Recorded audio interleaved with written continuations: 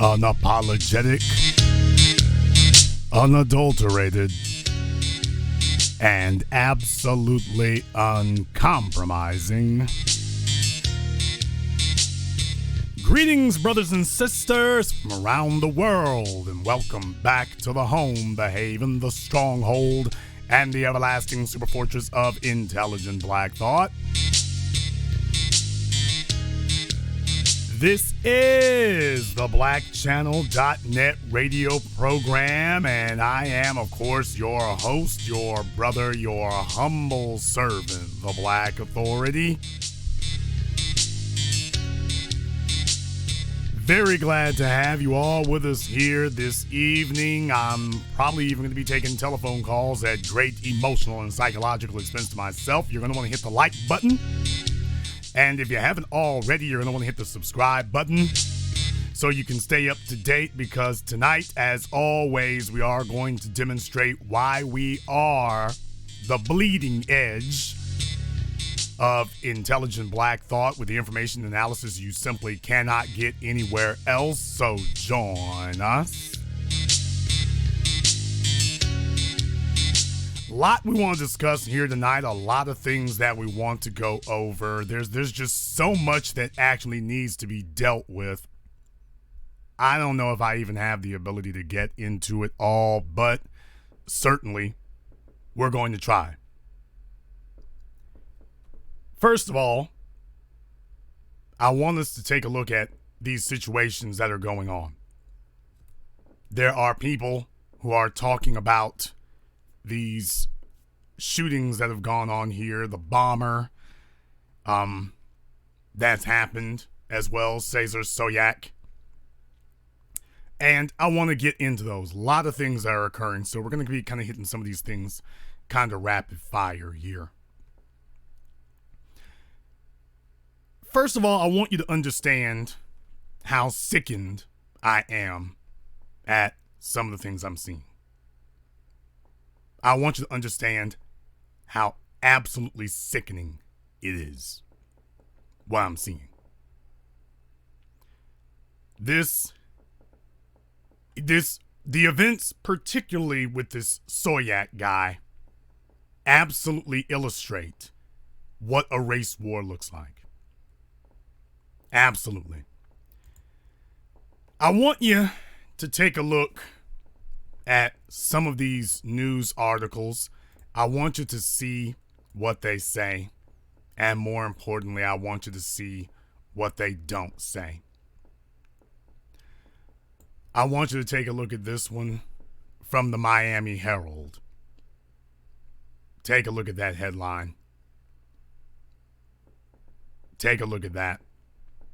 Soyak was a stripper, a club manager, a dry cleaner, and cops say a male bomber. This is from the Miami Herald. Let's take a look at what our good friends at Yahoo, aka Stormfront East, bomb suspect, ex-stripper with cash problems, Trump devotion. That's Yahoo. There you go. That's Yahoo. Let's take a look at CNN.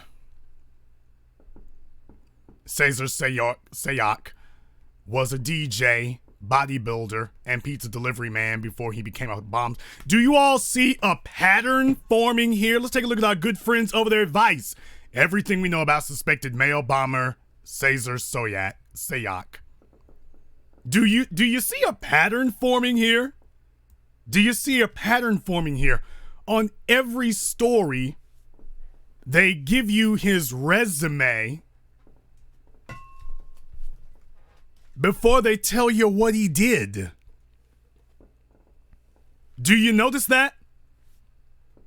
They're rattling off a whole bunch of detritus, a whole bunch of extra information before they tell you anything about this guy. Did you notice that? So, now, when we're talking about black suspects, you don't get a resume.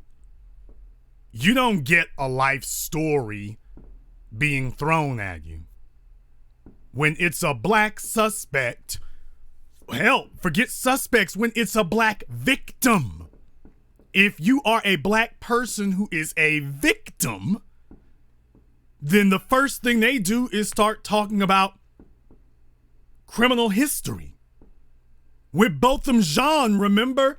The media was talking about, well, he had pot in his house and this, that, and the other. That's what they, Trayvon Martin. For those of you who saw my documentary Race War in the last 2 weeks, you realize this is exactly what I told you. You realize this is exactly what I told you. Do you realize that?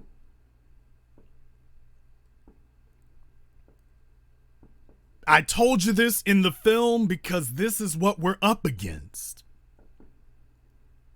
They don't sit here and tell you this big glowing backstory when it's a black victim. You have to excuse us. We got fireworks going on down here on the riverfront, but we will persevere.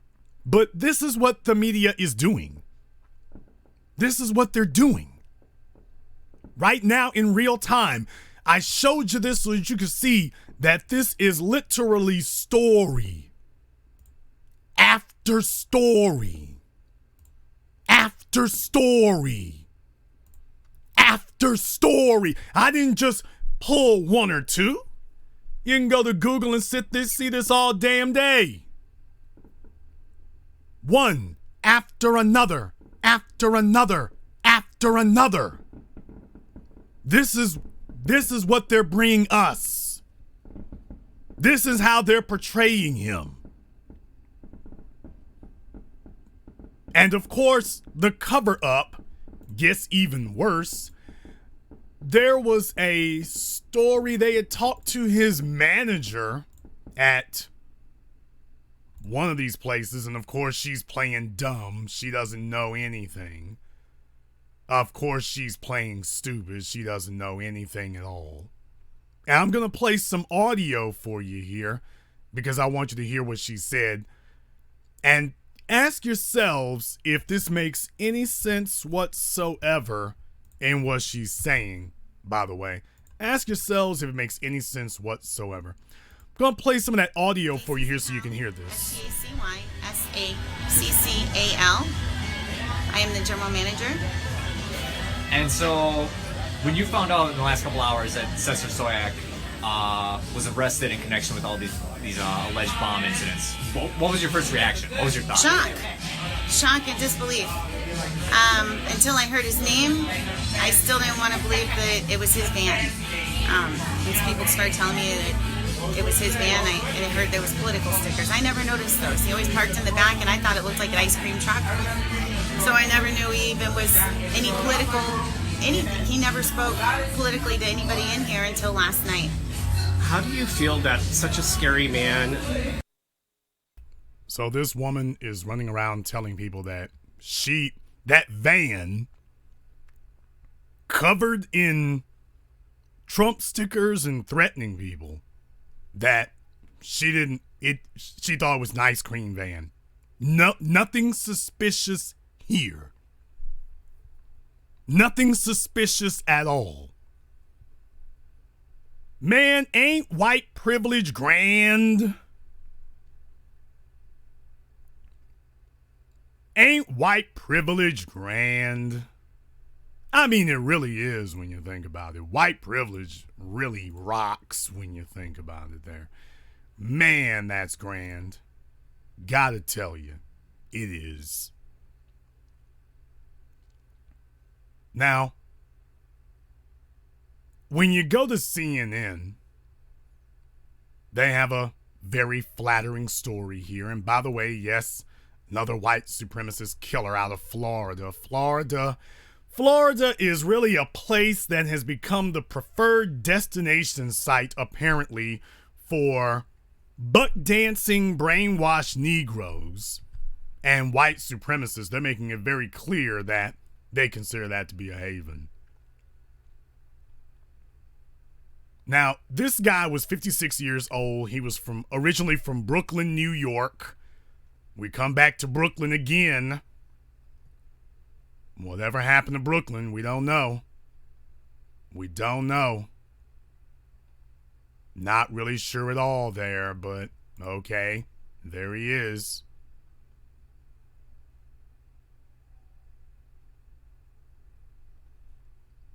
This is what these people are sitting here studiously defending, and isn't that amazing? I mean, if you are white, man, all of a sudden nobody knows anything. Here's what Yahoo Story said, by the way, with the headline, Ex-Stripper with Cash Problems, Trump Devotion. Cesar Sayoc is an amateur bodybuilder and former stripper, a loner with a long arrest record who showed little interest in politics until Donald Trump came along. So once again, do you realize they didn't mention anything about a criminal record in the headline?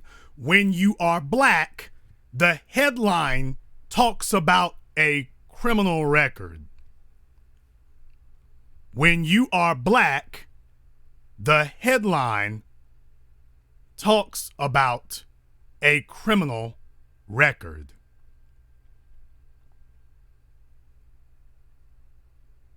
Did you get that?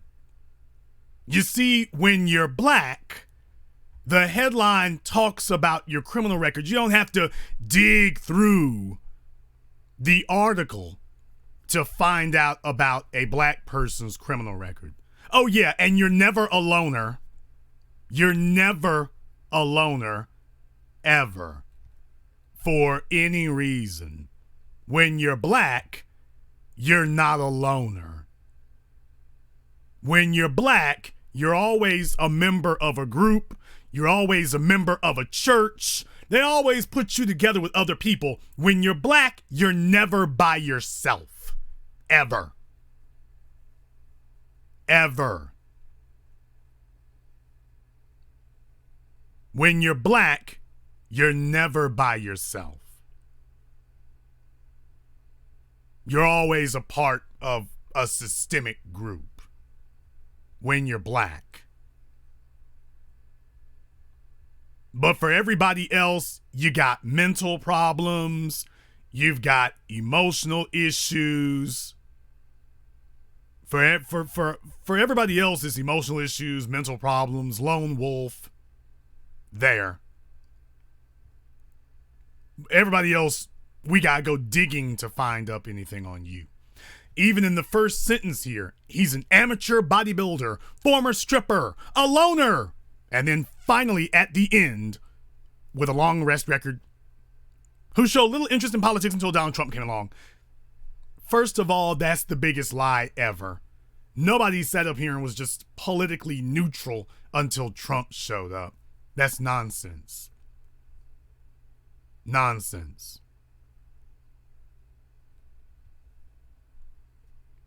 Goes on to say here that he's a 56-year-old man from Aventura, Florida, who was devoted to Trump, had a history of financial problems and an extensive arrest record, including a stint on probation for making a bomb threat.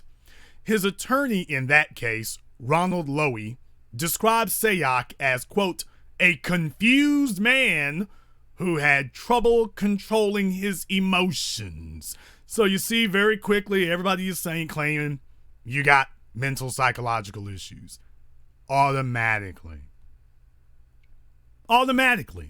There you go. Psychological problems.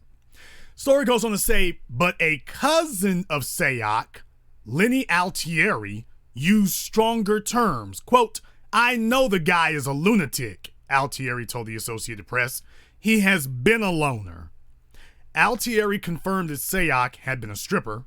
On an online resume, Sayoc described himself as a booker and promoter for burlesque shows. Huh.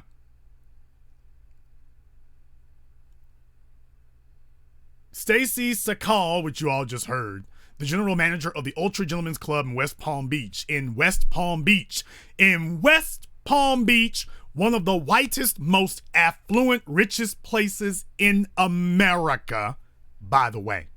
West Palm Beach, Florida, said Sayoc had worked there for about 2 months, first as a floor bouncer and for the past month as a disc jockey, most recently on Thursday night, hours before his arrest Friday morning. Quote, "I didn't know this guy was mad crazy like this," she said Friday. "Never once did he speak politics. This is a bar. We don't talk politics or religion in a bar, you know." Florida voter records show Sayoc first registered in March 2016 as a Republican and cast a ballot in that November's presidential election. He has been an active Trump supporter, tweeting and posting Facebook videos that appear to show him at the president's rallies. Sayoc's social media accounts are peppered with memes supporting Trump and denigrating Democrats. So racist tweets and racist posts now are just denigrating Democrats, not denigrating black people, but okay. Sayoc lived in a white 2002 Dodge Ram van, which was plastered with stickers supporting Trump and criticizing media outlets that included CNN, which was also targeted by mail bombs. Now, listen to this next part here. The van was often parked outside in LA Fitness in Aventura, backed up in a parking space under the trees for shade. Patrons say they frequently saw him in the locker room. Quote, "He just be walking straight to the shower and be in the shower forever," said Edgar Lopez, who often exercises at the gym. "I never saw him working out." Now, if this had been a black man who was just going to LA Fitness, obviously homeless and only going in there to use the showers, do you think he ever would have been in there that long? Had this been a black man and he showed up at these places like that, if this had been a black man just showing up there, could you imagine a black man being able to just go to LA Fitness every day, use the showers? I mean, they're calling the police on black folk for trying to be customers at Starbucks. They're calling the police on black folk for trying to be customers at Chick-fil-A and Chipotle. They're calling the police on black people for trying to be customers at these businesses. And yet, this is what they're giving you. Could you imagine a black man with people saying, "Yeah, I saw him doing that. Yeah, I saw him doing that. Yeah, we were just watching him. Yeah, I saw him do that." Could you imagine that occurring? Could you imagine it? That's the question I'm asking you right now. Could you imagine that?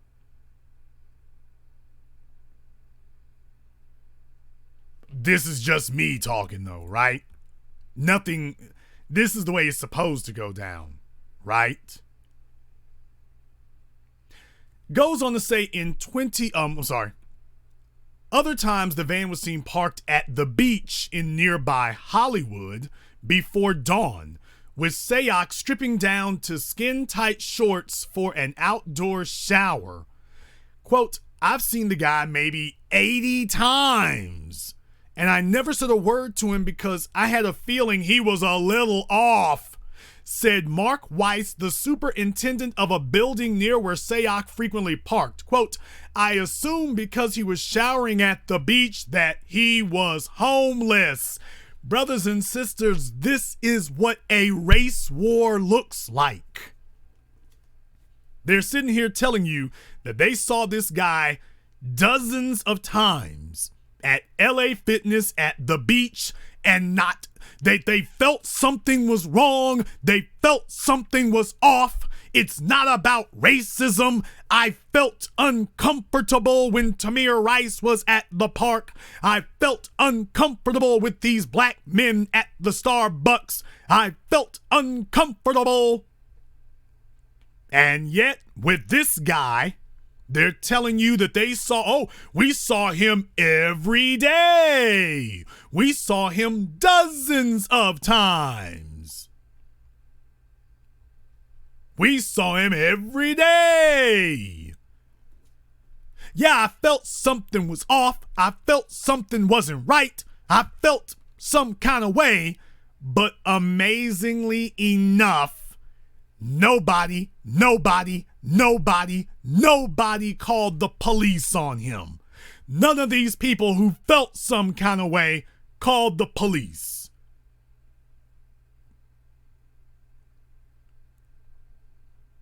Meanwhile, every single week we're seeing stories of black folk. You're a black babysitter, white folk are calling the police on you. Your children are playing at the park, white folk are calling the police on you. You're trying to get into the building that you're paying rent to get into your apartment, and some white person wants you to give them, they don't work at the apartment, but they want you to show them your slave freedom papers in 2018. And yet with this guy, he literally was working at that bar until the night that they came and got him. Nobody felt that any of this type of behavior was a threat.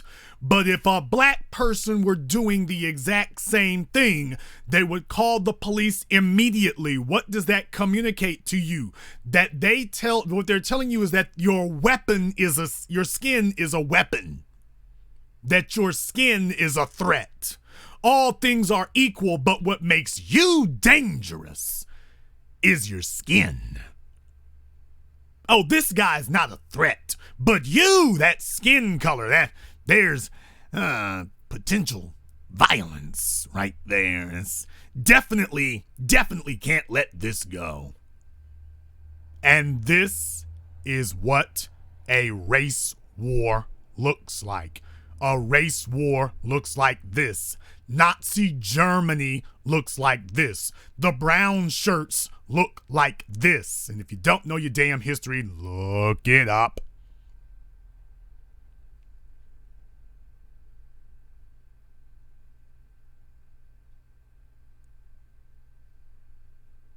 This is what a race war looks like, people. When you go down this article and meet person after person after person who, for some strange reason, we were unable to get them to call the police on anybody for some strange reason. Now when the media goes and talks to them, everybody's talking about either they didn't see nothing or I saw this stuff and I felt some kind of way, but I didn't think nothing of it. I didn't think anything about it. I mean, I felt something about it, but I didn't act on it. Isn't that grand? Isn't white privilege awesome? Isn't it? This is what this guy was allowed to do on and on and on till finally he started shipping bombs to people. Finally, he started doing that. Then all of a sudden, okay, we got to do something. All of a sudden.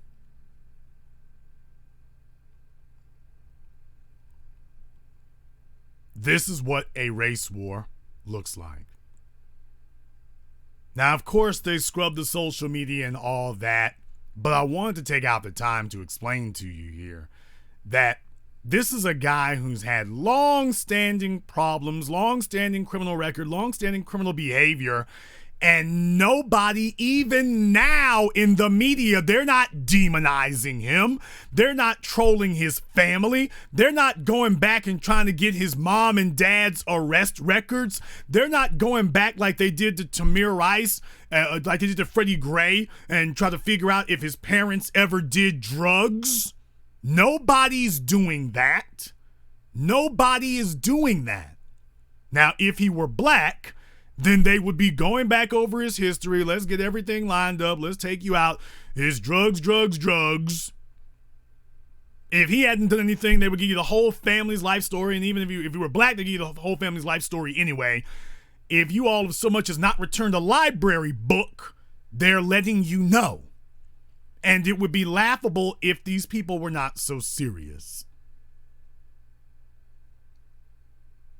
This is what a race war looks like. Unfortunately, there are a number of black folk who do not get it, and this character right here, Gregory Bush, is perhaps the poster child for everything. Absolutely. Slate magazine. Now, there's a story that came out in Slate. As you all know, this guy, he's a white supremacist, went into a Kroger's in Kentucky, shot a bunch of black folk. But I want you to take a look at this right quick. As a matter of fact, let me go ahead and rip this right quick for you so that you all can see this, because I want you to be able to see exactly what I'm seeing here. I want you to be able to see this because this is from Slate magazine. And you can see the picture that you have on your screen there. There's his mugshot because, of course, he's white. And it doesn't matter. When you're white, you're going to get brought in alive. That's the way that works. If you are white, you are never so much of a threat that you cannot be brought in alive. Now, if you're black, yeah, you're probably going to die. Yeah. You're going to die if you're black. We're going to figure out a way to kill you if we can figure out one. We're going to try to murder you before you can ever be brought in. That's what we're going to do. If you're black, yeah, you're bought and paid for, and we're going to kill you. But if you're white, you can blow things up, you can shoot things up, you can shoot police wholesale, and that's not going to be a problem. We can bring you in alive. Neither the police nor any private citizens are going to harm you. Neither the police nor any private citizens are going to harm you. Now, what you're seeing on your screens right now is from Slate magazine, and for those of you who are not aware, you heard about the Krogers, but you didn't hear about this part. Most of you don't have any idea about this part.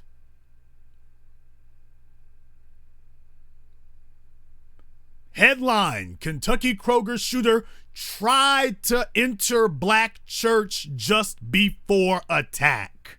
Brothers and sisters, this is in Dylann Roof country. This is in Dylann Roof country. This is in Dylann Roof country, people. You find that to be ironic? You find it to be coincidental that Dylann Roof did it and this guy was like, hey, let me pull it off too? There was a reason why he had to settle for the Krogers. Now, the story here by Molly Olmstead. The white man who shot and killed 2 black people in a Kroger in Jeffersontown, Kentucky on Wednesday tried to enter a black church just minutes before the attack, police said. Surveillance video shows the gunman, identified by police as 51-year-old Gregory Bush of Louisville. So let's get this straight. Gregory Bush is 51. Cesar Sayoc is 56. These are white men in their 50s. Not young white men. White men in their 50s who are doing this. And you're telling me the race war is over. All right. 51-year-old Gregory Bush of Louisville attempted to enter the First Baptist Church of Jeffersontown during a midweek service just before the shooting, according to the New York Times. A church member in the parking lot witnessed the man aggressively pulling on the church's front doors, according to the Times. Less than 10 minutes later, he drove off toward the Kroger. So they say he was pulling on the doors and he stayed there for approximately 10 minutes, which means he was waiting for somebody to come and open up the door so that the slaughter could begin. He was waiting for someone to come and open the door so that the massacre could start. He didn't just pull on it and leave. He pulled on it and waited to see if somebody was going to open the door so that the massacre could begin. That's what he was doing. Less than 10 minutes later, he drove off toward the Kroger. According to the church administrator, there were 8 to 10 people inside the church at that time, but an hour before, there had been 70 people at a weekly meeting service. 70 people, not a dozen, like what happened in Charleston, not a dozen, dozens plural. And once again, going after soft targets. The black church is filled with your elderly. The black church is filled with females. The black church is filled with older people. That's what it is. The black church is filled with older people. Black churches are filled with soft targets. That's what you end up with. Black churches are filled with soft targets. These guys aren't choosing these places because they are unaware of what's there. They keep going after these places because they believe these are easy targets. That's what I'm trying to communicate to you here.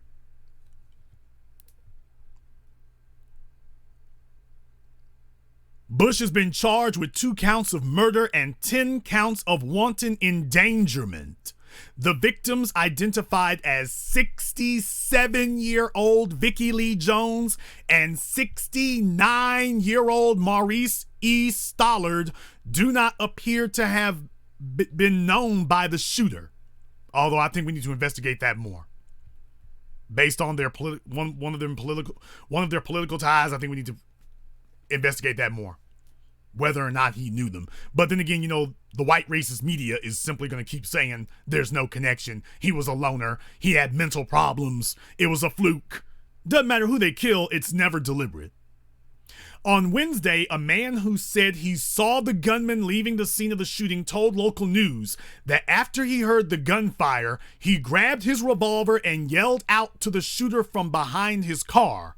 According to the witness, the gunman replied, quote, "Don't shoot me, I won't shoot you. Whites don't shoot whites." But police told the Times that they have not confirmed this account. So all of a sudden, when does a witness's testimony no longer matter? When does a white witness's testimony no longer matter? When the white witness is calling out white supremacy and saying that's what was the cause of it, all of a sudden your account doesn't matter. All of a sudden your testimony doesn't matter. All of a sudden. Kind of amazing how that works, huh? All of a sudden, your testimony don't matter. These are the victims that I was just talking about. These are the victims of this white supremacist murder, but there's more to the story. And yes, brothers and sisters from around the world, I'm going there. I'm going there. I'm going there on a scooter. I'm going there. And if it offends you, so be it. If it offends you, so be it. If you have a problem with it, so be it. But I want to make one thing very clear here. This is a situation that we as black people need to be aware of, because I want you all to understand that I told you years ago, and it is just as true today as it was when I said it years ago. The older black generation as a group did not fight these evils. The older black generation as a group taught integration. The older black generation as a group taught submission. The older black generation as a group has abandoned the youth. and they have retreated to their own little isolated social circles. You can call them churches. You can call them historically black colleges and universities.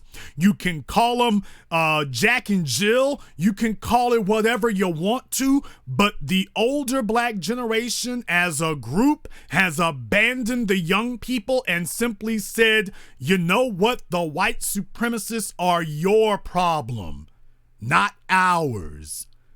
The white supremacists are your problem, not ours.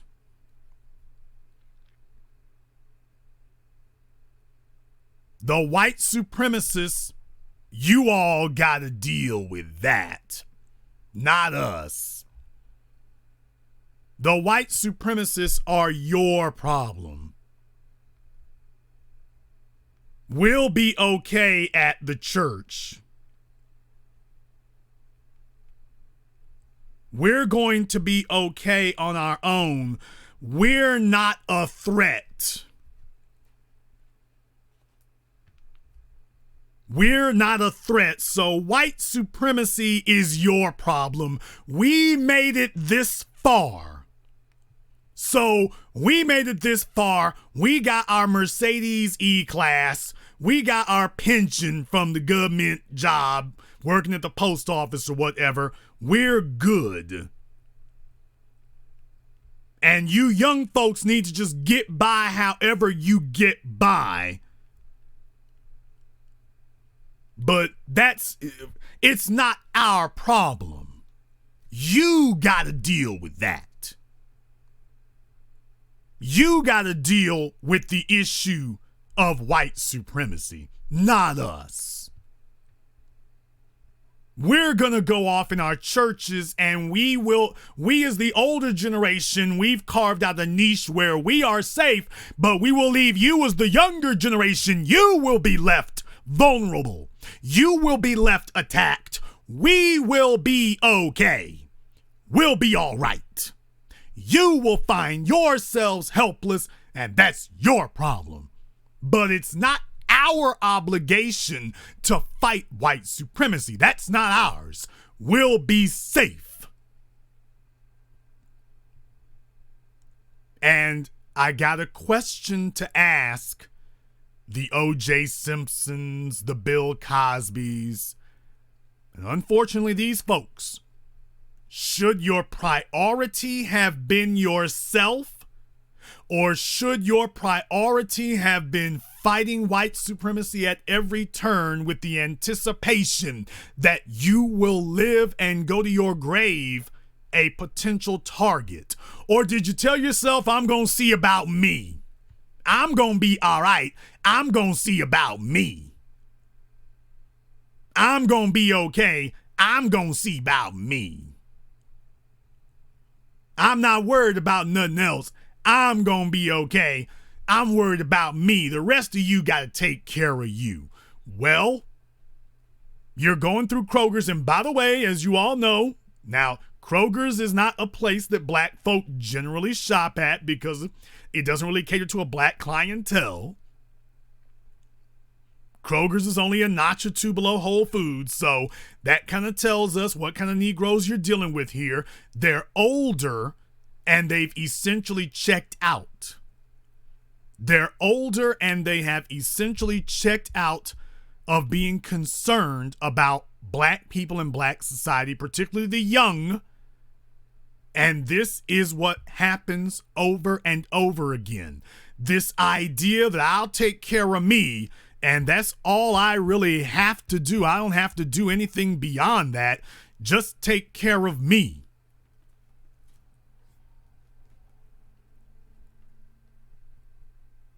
And I want you to understand what you're seeing here. This is the result of the fallacy of believing that you'll be okay. That's the point. This is a result of the fallacy of believing that you will be okay and everybody else is going to find themselves find themselves unable to be protected. But you'll be okay.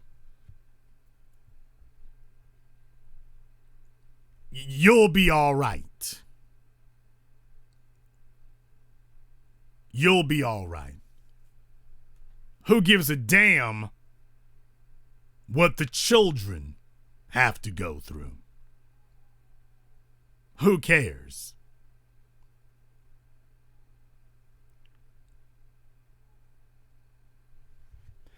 Now, I could go on through the story, and yes, I know he was married to a black bedwench queen supreme. Yes, I understand that. And we could go through the whole 9 yards about that, but I wanted to go into this part about him. I wanted to go into this part about the church. I wanted to go into this part about how the older generation has abandoned the young under the assumption that if a white supremacist jumps up, I'm safe as an older black person because I'm harmless. They'll go after Trayvon Martin. They'll go after Mike Brown. They'll go after Eric Garner. They'll go after Oscar Grant. They'll go after Botham Jean. I don't have to worry. I don't have to build a legacy. I don't have to fight white supremacy. Meanwhile, these folks' peers, white men in their early or late 50s, white men in their 50s are gunning down black folk in their 60s. They're going after their peers. They didn't go looking for young black people to gun down. They went looking for older black folk to gun down.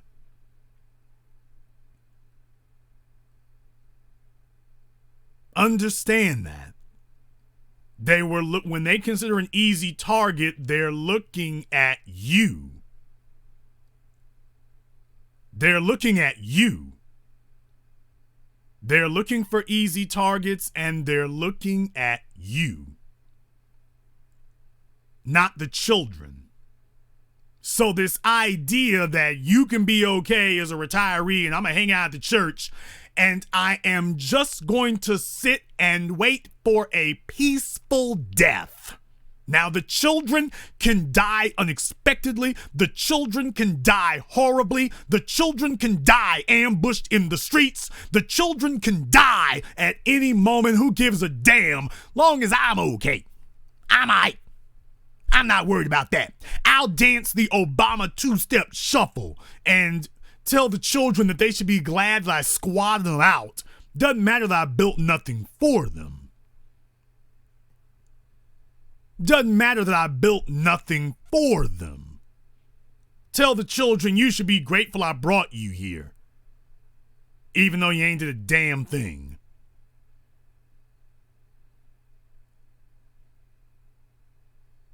Even though he hadn't done a damn thing. No, we don't have to be worried about that now, do we? Of course not. No, this is going to be difficult for some of you. Some of you are the slaves of your parents. You're not your parents' children, you're your parents' slaves. So, of course, you're going to respond with the Coonomics. You're going to repeat what the hoes and sluts in your family taught you. That's what you're going to do. Reality doesn't make an impression on you because you're not leaving anything for your kids. You haven't built anything, so you damn sure don't want to hear me calling out that type of behavior because you ain't built nothing for yours. You haven't built anything for them. They are as vulnerable as they can be. You haven't done anything. You haven't done anything. So, of course, you're going to respond with the same Sambo Shine mentality that you were growing up with. Of course. You're chasing that plantation shine. So, of course, you don't want to hear us talk about this. But I am.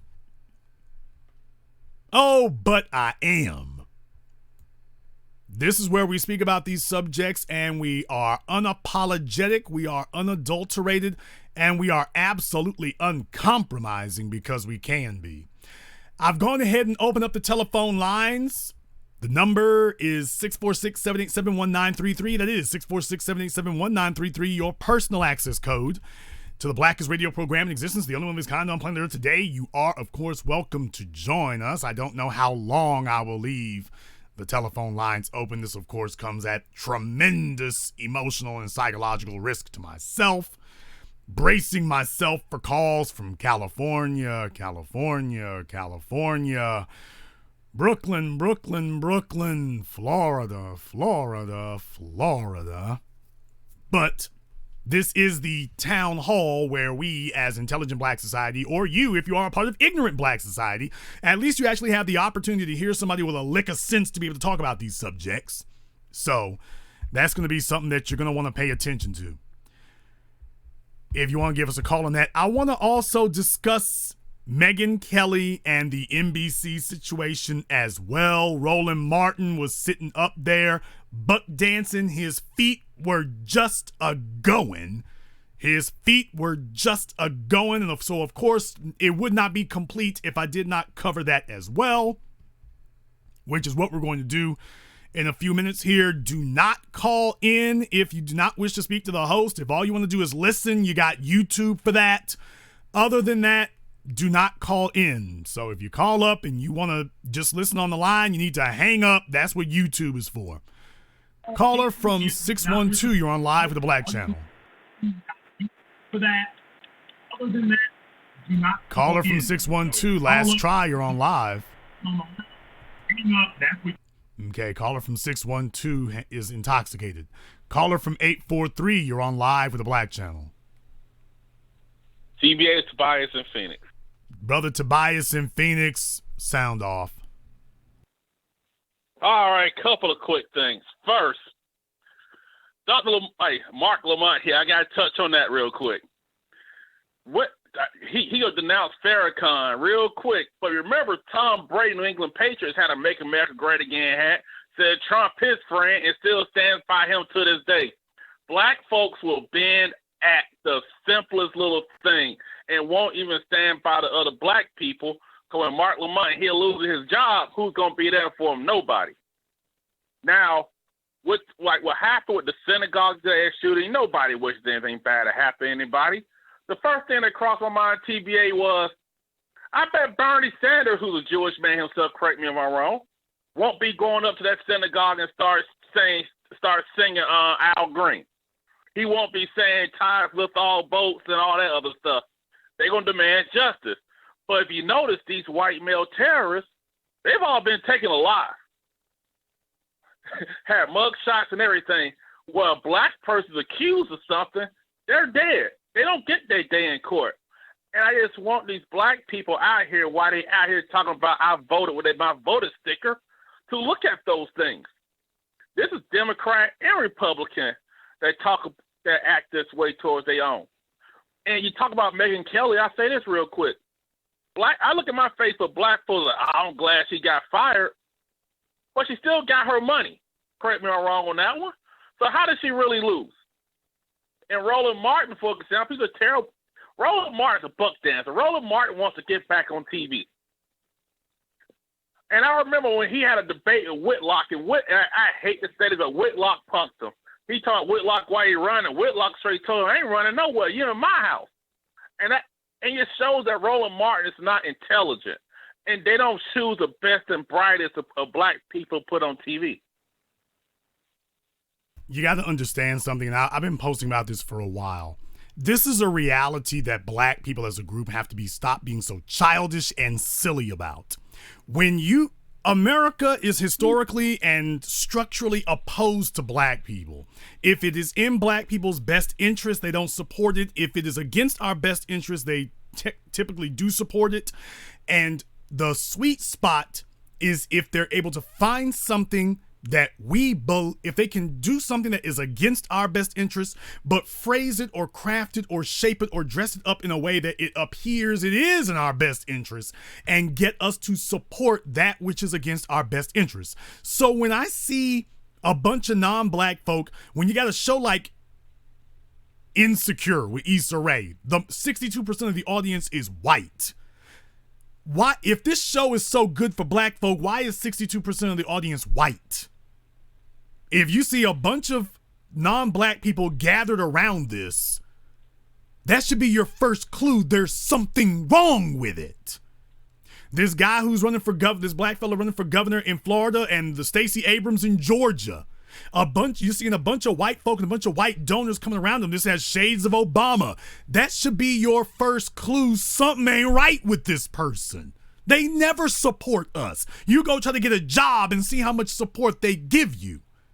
You try to go get some investment. They won't give you $3 million to invest in a black business, but they'll give $3 million to this one black politician in Florida. What is it about him that these people who do not support black folk love so much? If you see them gathering around him, that's your first damn clue that this guy is no good for you.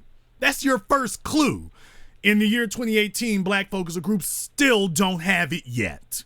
We can see it. We see the game, but we're going to try to play wink, wink anyway, which is what we end up doing. That's suicide. You know, the problem is also, like we talk about Andrew Gillum, and I see all these black people online talking about vote. It's important you vote because of our ancestors. And the first thing I was telling people, and I went to, have met with a friend of mine, and I said, think about this. I've yet to hear white women try to guilt trip other white women to vote. And because their ancestors fought for the right during the suffrage movement, it's only black folks that get guilty. And I said this, what are you voting for? Andrew Gillum said nothing about what he's going to do for black people. In the same state where Trayvon Martin and Jordan Russell Davis were murdered, and these were children that got murdered, I ain't said nothing about police brutality against unarmed black people. Nothing. Nothing about black people, jobs, access to capital, anything. But he got a lot to say about dreamers, and black folks going ahead saying, go ahead. But one of the things that really killed me, though, when I see so many black people say, well, America never did anything with black folks. We can't realistically expect that. But like no other group ever says that, Croc. They're like, if you're not going to do anything for us, we're going to vote for somebody who will. And so why should these politicians even care about our needs if we're not even going to expect them to do anything for us? We just don't want them to call us nigger to our faces. That's all we want. Because Hillary Clinton will call us that all day. Trump will call us to our faces. And I just believe black people got to start demanding things from these people. We're paying tax dollars to these people. They passing laws on us all day in policy, but all we care about is that, hey, you look good in office. Because when it comes to Obama, what they always say, well, he had no scandals. He carried himself well. But I'm like, well, what's the damn policy? You, like Trump or not, you can name stuff that he's done.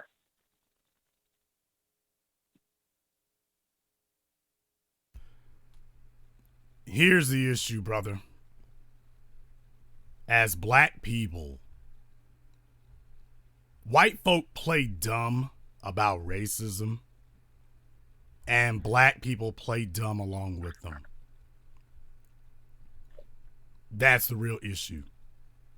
Other groups of people will not play dumb about racism. They don't play dumb about it. Black people play dumb about racism. We try to play dumb about it under the assumption that, well, if we can just play dumb and play stupid, then we can get them to ignore us and not really just do nothing brutal with us. But that's the issue that we run into. We sit up here and try to play dumb. And really, in reality, the only folks are playing ourselves. Because nobody else is playing the game with us. Nobody else is playing that game with us. We're playing it by ourselves. To our detriment. Because the reality is that black people as a group are scared. Black people as a group are afraid. Black people as a group resort to coping mechanisms as opposed to empowerment mechanisms. That's what ends up happening. I'll let you have the last word. I want to say thanks for taking my call, but I just want black people to know is that stop letting these black people that white people choose to put on TV and these politicians. Ask yourselves, where the hell did Andrew Gillum come from? Ask yourselves why you want to vote for Kamala Harris when she bailed out Steve Mnuchin, one of Trump's people, and she's the only Democrat he gave money to. Ask yourselves those questions. And you also got to ask these politicians, what are they going to do for your people? Because if they don't have a plan for it, vote for somebody else who will. And don't let these folks lie to you, talk about, well, if you don't vote, you can't complain. If you're paying tax dollars in this government, you can complain. If they killing your people in cold blood with impunity, you got a right to complain. Hey, Black first.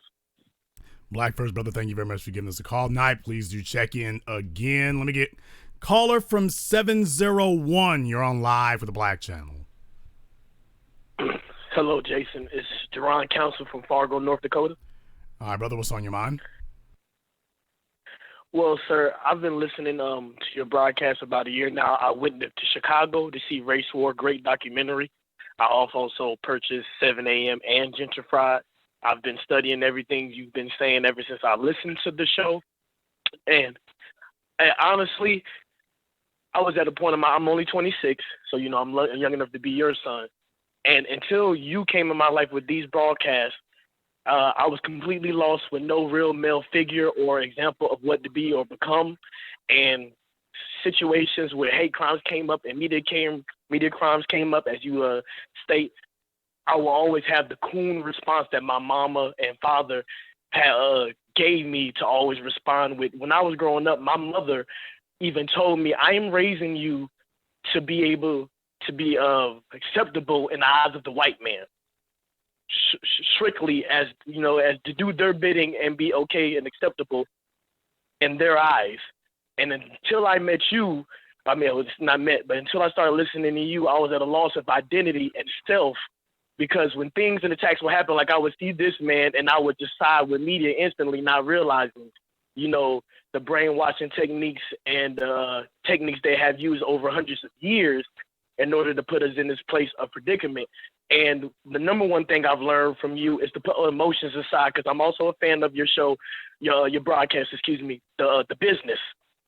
And what I learned is emotions is one of the most detrimental things for Black people, because we base everything on emotional reasons instead of facts and science. Like Brother Kamene has said, we will act as if we don't see predatory behavior in nature, or act as we don't see people, other animals and beings on this earth be, vicious towards each other, and think just because we're humans of a certain level of intelligence that we don't have those same characteristics or can't have those same flaws as those animals, so it's extremely weird to me, because I could just tell a white person not my friend by simply asking them, who is Thomas Jefferson, who is George Washington, and who is John Adams to you? And if it's anything else but a slave owner, or a criminal, then I know we cannot be friends in no form or fashion of the way, because those were those people were. And even if those people gave you great things and took over the nation for you, it came to my sacrifice. My people's sacrifice, my ancestors' sacrifice.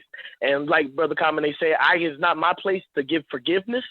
That's on them and those at that time, but it's also does not mean I have to sit there and be buddy, be your friends. The fact of the matter is, when it comes to a matter of resources, I can't get that from my father. I can get that from my mother, and I mostly can't get it from other Black people. I have to go outside of my race to even learn and develop skills to build resources for my race. But it doesn't mean I have to forget my place and who I am and leave others who are disadvantaged as I am in the dust. But as you also say, we can't bring the bastard baby mamas, the hoes, and all that stuff in the midst of while we're trying to build also, and listening to your broadcast, I went from feeling sorry for myself, sitting on my ass, sitting on my behind, sleeping on my sister's couch, to having a 715 credit score, getting my nursing degree, and now having a job, so I can make 20 plus an hour and provide, as through your example. And I don't base anything on emotion. I base it only on basic economics, as you said in your 7 a.m. movie. And just like Dr. John Henry Clark has said, what I learned, because these people I did not know existed until you said this.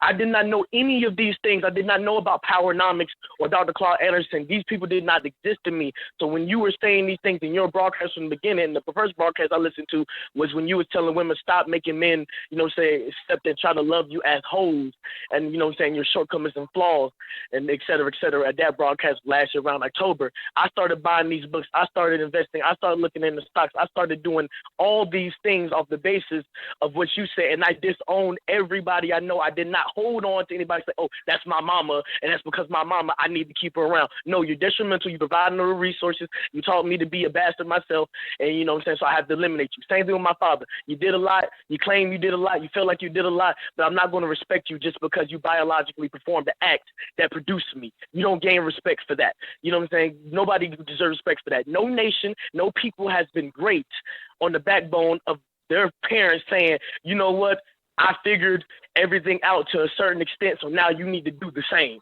Nobody does that. When I got to compete against these Jewish people, I got to go 5 times as harder. When I got to compete against these Indian kids, these Mexicans, these Latinos, these natives, every single nation of people, I got to go 5 times as harder, especially since I didn't have the proper training and direction, so I was a felon at 17. I produced children too early, and now I got to work 7 times harder. And you know what I'm saying? So now I learned what I learned, and I overcame. I'd be damned if I sit there and listen to any black person make any excuse when it comes to anything. I took time off.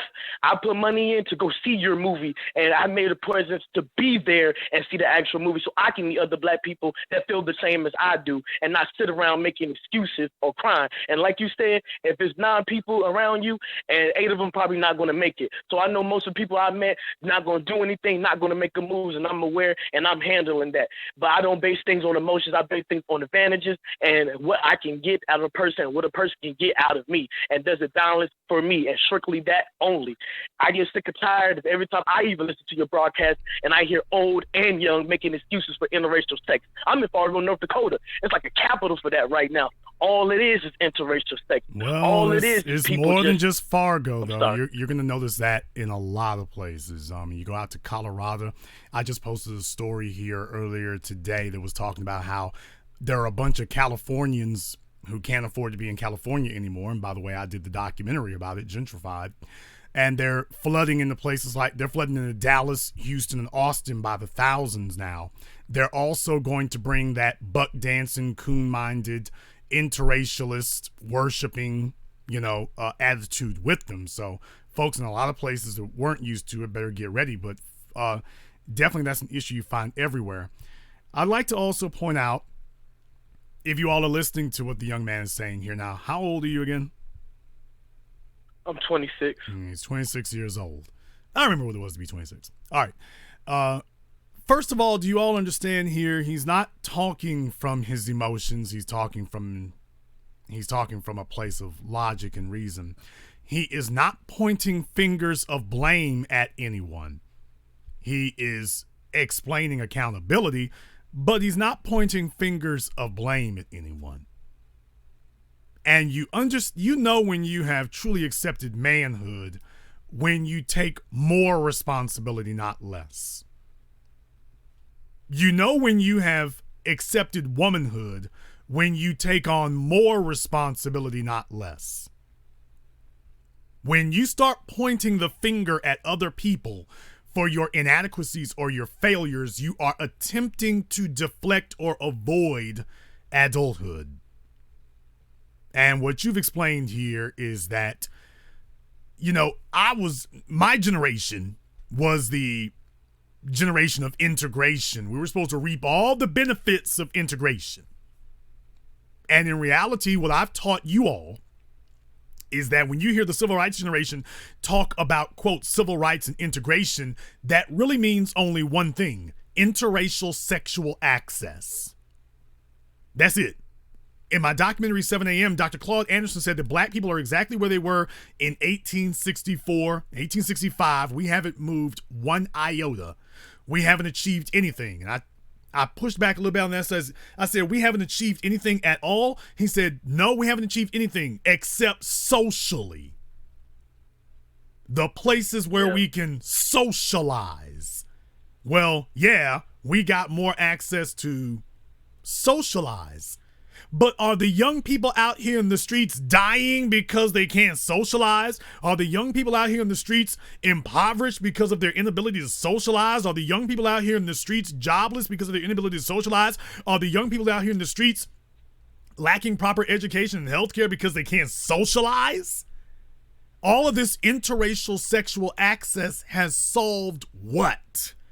It makes inadequate people feel more adequate, like a drug, because let's just admit it what it is. Black folk are drug addicts to white supremacy. They're drug addicts to integration, and they use it like a drug to distract and deflect and to escapism towards their circumstances. It's not a cure, it's a distraction. And young people today are tired of the damn distractions, and they have no patience for the generations that have relied and are depending on these distractions and attempting to sell the young people distractions as a cure. And that's apparently what your folks tried to do with you. They've tried to sell distractions as a cure. Right. They've tried to give you their sob stories. I was telling somebody earlier here today that when you hear somebody sit up here and say, you know, our parents didn't know any better. Our parents didn't know any better. That's the kind of thing right there that I take a look at, because you're making excuses for it. You're making excuses for your parents' behavior. And young black people need to have a zero tolerance policy. I am part of your parents' generation. I'm telling you, don't believe a damn lie they tell you. If you go back, I don't give a damn how old your parents are. You go back and take a look at your parents. You go back and take a look at them when they were in high school, when they were 22, when they were your age. Ask them to see some photographs of themselves at that age. And I guarantee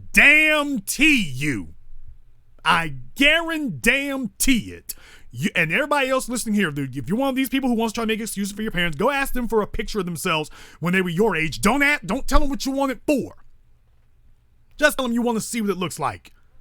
I guarantee with your daddy, he's going to go find some car somewhere you didn't know about. He's going to have some Cadillac, or at your age, a Range Rover or something. He's going to drag out some fancy-ass car. Your mama's going to show herself with her ass hanging out to go to the club or whatever. All of a sudden, that's what they're going. All of a sudden, you're going to see, well, I'll be damned, when you were my age, you were not destitute. What the hell happened? What the hell were you doing? Yeah. And then you realize that as black people, we have a culture of treason. We have a culture of betraying our children. And by demanding that, we have a culture of doing it, and that's what needs to stop. Yeah, Jason, I would like to say everything you say is completely right and justifiable, and it's just continuously discussing to me, as I've said before, that we don't have many more black men, as I would like to say myself as an example, who are willing to die, put their life on the line, and as you have said, in many other cases, impose themselves and demand the dollar amount they feel like they value worth and work for it. I'm not one of these, I deserve $15 an hour to work at McDonald's or Walmart kind of people. I am, okay, I'm going to make a certain amount of money having any kind of job, no matter where economy I'm in. And unless I bring value to myself through education, talent, more so through trades versus degrees, then I will not be able to make or sustain or build the businesses that I need for my son and for other people, children also, because it's not just about me and mine, it's about all of us together, and I'm willing to put my life on the line for all of us to have it. If I see another black person getting demonized by a cop, white or black, if I see another person black person get demonized by any white people, any form of fashion of the matter, then I will have to end my life that day, and that's the dedication that we need, because what I see too much of is passive aggressive behavior through men, which they do learn to their mothers, because I was the same way as a child, and then it came out through other avenues of anger, and that's it through the prison. You know what I'm saying? But that's not an excuse. That was my reason. That's what just brought me in those situations, predicaments. But I came through those situations and predicaments victorious. So I don't like to hear when somebody calls your broadcast with the same million excuses or reasons like they don't understand. But there are beyond millions that, of white women surrounding me. Beyond that, though, here's the real reason Yes. why you should not accept excuses. Beyond what you just said, the real reason that you should not accept excuses, brother, is because their reasons that they're giving you are completely valid. Well, they're absolutely valid. White supremacy does exist. Racism does exist. A lot of black folk have found themselves knocked on their ass because of it. Yes, these are all facts.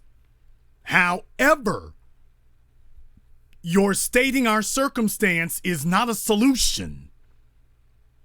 And if all they're going to do is keep repeating our circumstance, okay, we understand our circumstance, I need you to tell me what we're going to do about it. And if your answer is, well, we ain't going to do nothing, I just wanted to sit here so I can explain to you why we ain't doing nothing. Okay, get this guy out of here. We don't need this fella to sit up here and keep repeating our circumstances. We need problem solvers. And what happens is that black people sit up here and use circumstances as an excuse to never get to the problem solving part. It becomes an eternal recyclable excuse that you just get to keep churning over and over again. I don't blame you if you got knocked down. All of us are going to get knocked down, and the harder you try, you're going to get knocked down a lot. But I don't blame you for getting knocked down. I blame you for if you stayed down. You don't have any control over people knocking you down. That's out of your control. You've got 100% control over whether or not you stay down. Now that you do. And we keep looking at the fact folk got knocked down and then make that their lifelong pass for why they stayed there. Well, I got knocked down back in 74.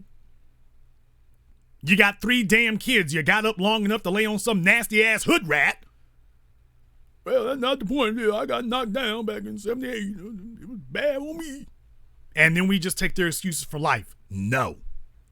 Not at all. Not at all. I'll let you have the last word. Yes, I would just like to say to you, sir, I'm thankful for your broadcast. It has led me in a better direction in life. And everybody listening to the broadcast now, I would just hope that you get economic knowledge and empowerment and stop the conspicuous consumption and understand that we are only weak, as this man says, because we are poor. And that leaves us impoverished and disadvantaged, not for any other reason in the world. Your skin is going to be black. You're always going to be black, and they're always going to hate you for that. But if you have power, if you are in the ability to punish your enemies and reward your friends, as this man has stated a million times, you will always be in an advantage. Power respects power, and that's all I'd like to say. Thank you, sir. Thank you very much for giving us a call. Night Brother, please do give us a call again. Let me get caller from 904. You're on live with the Black Channel. Yeah, Jason from Jacksonville. Jason from Jacksonville, Florida. What's on your mind, brother? Hey, I got 2 quick questions. Would you say about 90% of us are coons? Not 90. I'd probably back that figure down to 60% are functionally cooning. I would say at least 60% are functionally, they're either hardcore or functionally cooning. So I would back it up to there. 90% of black folk, which includes that coonish mentality, as a group are not doing what they're supposed to be doing. Only about 10% of us are. Everybody else is just trying to get by as they get by. Cowardice and cooning are very, very close and often occupy the same space. But as far as technically outright cooning, I wouldn't say 90%. I probably backed it up to 60, maybe 70%. But a plurality, okay. Certainly a plurality. All right. Now, the second question is, this Blue Lives flag, would it be a stretch to say that's like a new version of the American swastika? Of course. What we have to understand is that white supremacy is not stagnant.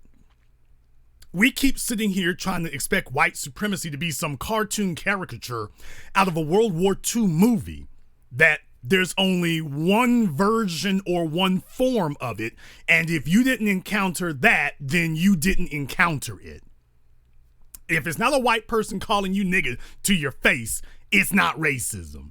If they're not carrying a Confederate or a flag or a Nazi swastika, it's not white supremacy. This, like I said, Dr. Francis Chris Wilson said it, and it's absolutely true. White people play dumb about racism, and black folk play dumb along with them.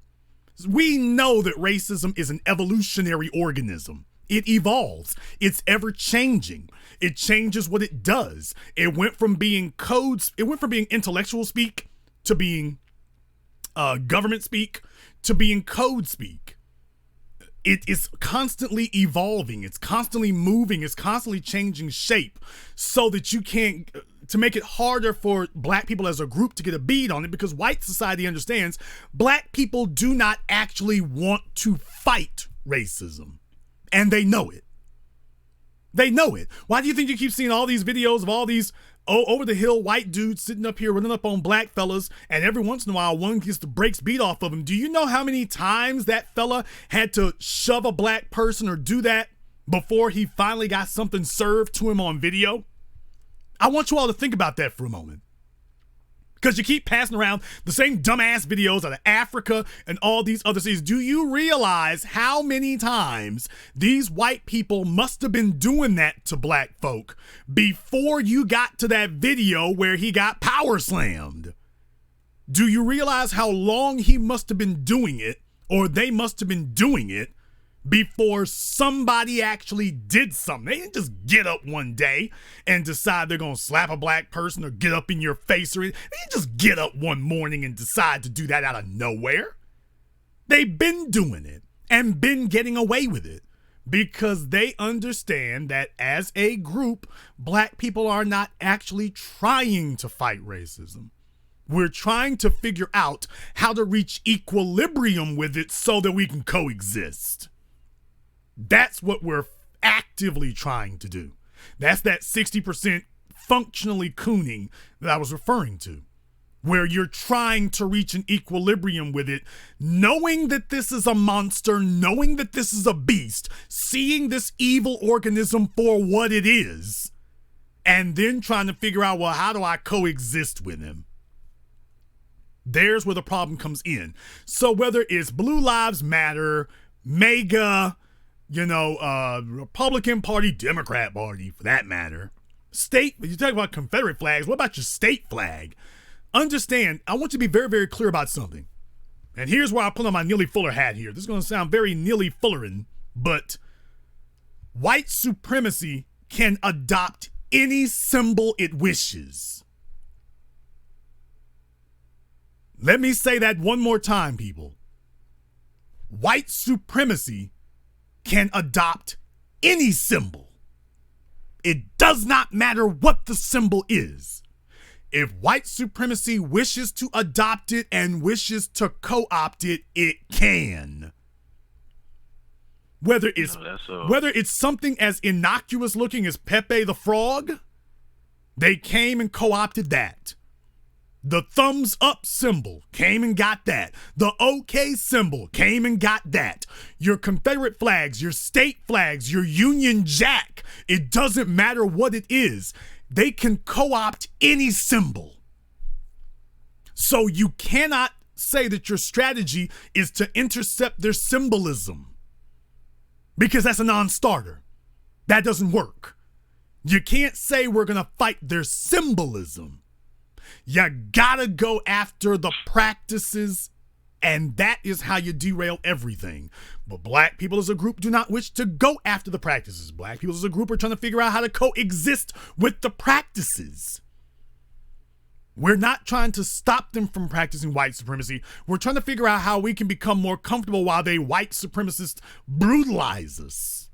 That's what we've been attempting to do. This alchemy, where we can somehow coexist in a brutal white supremacist system, but at the same time not be brutalized by it.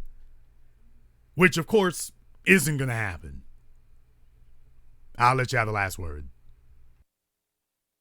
Hey, B1. Black First, brother, thank you very much for giving us a call here tonight. Let me get caller from 602. The phone lines are fully lined up here. You're on live with the Black Channel. Turn Hello? off your speakers. Hello? Yes, you're on live. What's your name? Where You you hear me, calling brother? from? Yes, brother Jason Black. This is brother Marcus calling from Tennessee. Marcus from Tennessee. What's on your mind? Yes, good brother, yes. And I like what you said there in the closing argument. I just said there is no solution for black people in America. 400 years has demonstrated that if there was supposed to be any human relationship to be worked out, we could have done it in 400 years. So apparently the powers that be do not want to work out any relationship with us. They want us to keep us at the bottom. Now, I am of the thought that we are actually in prison. America is a prison for black people. Years ago, I read a book called That's The USA, incorrect. My Larger Prison. That's incorrect. No, sir. That's not correct. That is incorrect. That is wrong. But let me explain. Let me say a sentence first. Let me explain. Well, it's my program. I'm going to say a sentence first, and then if you have something that counters that or has an argument against that, then you can let me know. America is not the problem. And the reason why America is not the problem is because white supremacy is global. So simply fretting about America or what's happening in America, that's really a metaphor. When you say America, you really mean planet Earth. White supremacy is global. It's not an American problem. It's not that you failed to resolve the issue in America. We haven't resolved it anywhere. In the West Indies, on the African continent itself, is the one of the most colonized, brutalized, white supremacist controlled places on Earth. So the problem isn't America. White supremacy is global. Where are you going to go where the circumstances are not exactly the same as they are in America? Where are you going to go? Well, I don't consider white people supreme. I say they are extreme because they are man. Okay, that's metaphor. That's metaphor. That's metaphor. Yeah. White people. No, it's not that white people. Okay. It is not that. That's silliness. It is not that white people are supreme. Nobody said that white people are supreme. We are saying that white people are operating under a white supremacist ideology where they are more powerful than you. Now, do you have some proof? Yeah, well, Excuse me. They are extreme. Yes, brother, we call them white supremacists because they got more power than you've got. They have the ability to do things to you that you are absolutely unable to do to them.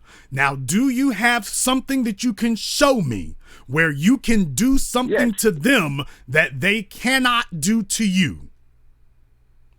Well, in order for white people to run the show, they have to recruit from the same Okay, group sir, that no, that's not what I asked you. That's not what I asked you. That's not what I asked you. I will try this one more time.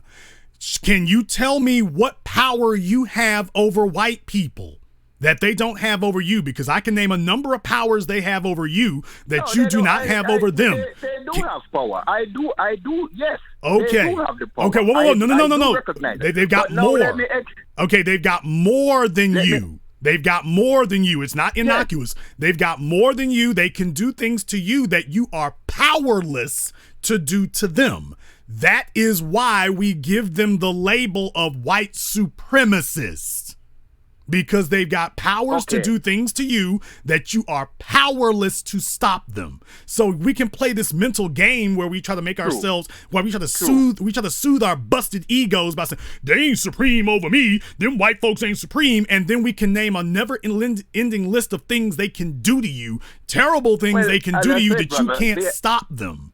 They are extreme, brother. They are extreme. They will kill you. They will go to the point to kill you. That's no, that has nothing to do with it. It is not about. It is not about the. It's not about the lengths that they're willing to go to. It is about your inability to stop them. Why are you unable to stop them if they're not supreme? Well, but brother, didn't the Vietnamese stop them? Okay, I'm not asking about the Vietnamese. I'm not asking about the Vietnamese. I'm not asking about the Vietnamese. I'm asking about you.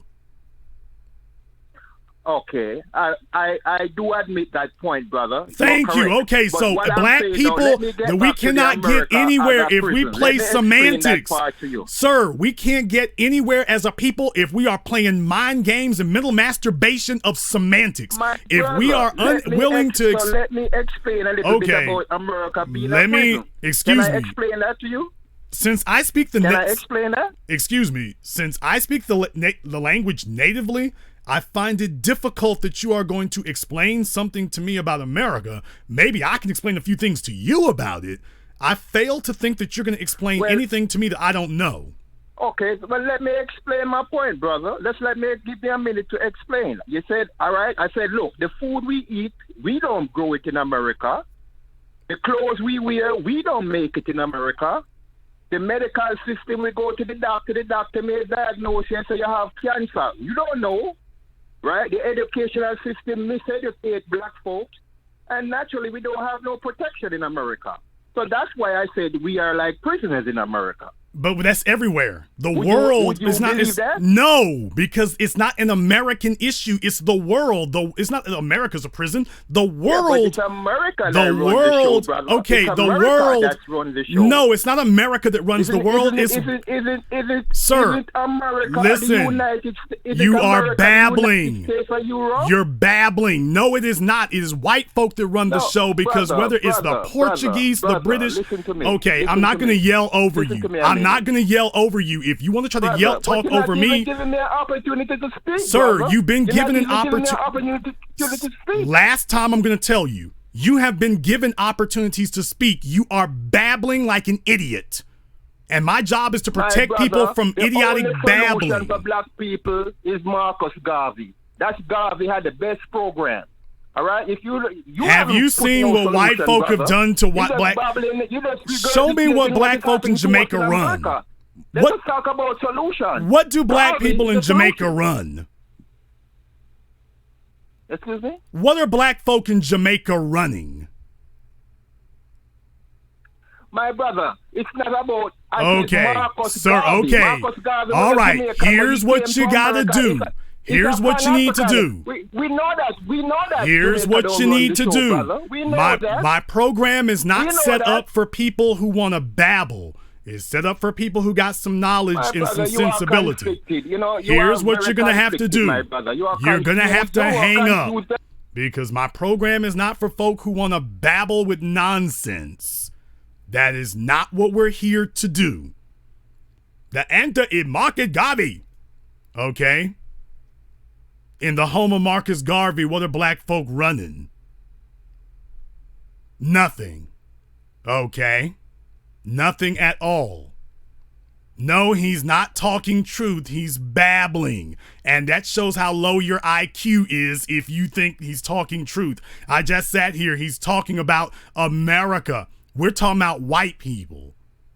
This is not a matter of whether or not you're in America or in Europe. Australia isn't America. Ask the Aborigines how that's going. South America is not European. Ask the black folk in South America, in Brazil and Argentina, Venezuela, how things are going. Ask them how in Central America, how it's going for us. Ask in Mexico how it's going for us. We sit here and play these games where we sit up here and babble. I don't care about your semantics.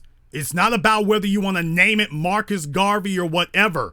As soon as you hear somebody say some nonsense about they're not white supremacists, this is a Negro who is divorced from reality.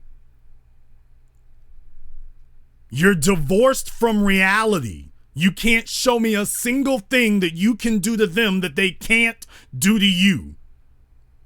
You can't show me a single thing that you could do to them that they are powerless to stop. I can give you a never-ending list of things they can do to you that you are powerless to stop. You don't want to have to face the idea of using the term white supremacist, because if you actually use the term white supremacist, you got to deal with the fact that you have been defeated. And we have a bunch of broken, busted ego Negroes who do not want to face the real reality of where we're actually standing. Do you know how stupid this is? This would be as stupid as the Detroit Lions saying that we didn't lose the Patriots didn't win the Super Bowl. They ain't Super Bowl winners. I mean, they attended the Super Bowl, but they didn't win it. And you have neither attended nor won the Super Bowl. You don't want to have to face the reality that you've been defeated. You don't want to have to face the reality that you are powerless. Now, we can fix the problem, but we cannot fix the problem if we will not face the problem. The problem is you are powerless.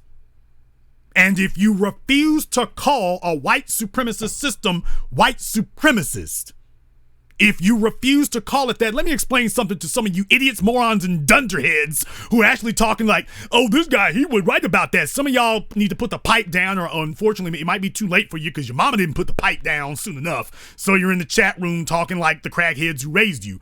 When you refuse, understand something, white supremacy's major point of power is that they demand that you never speak its name.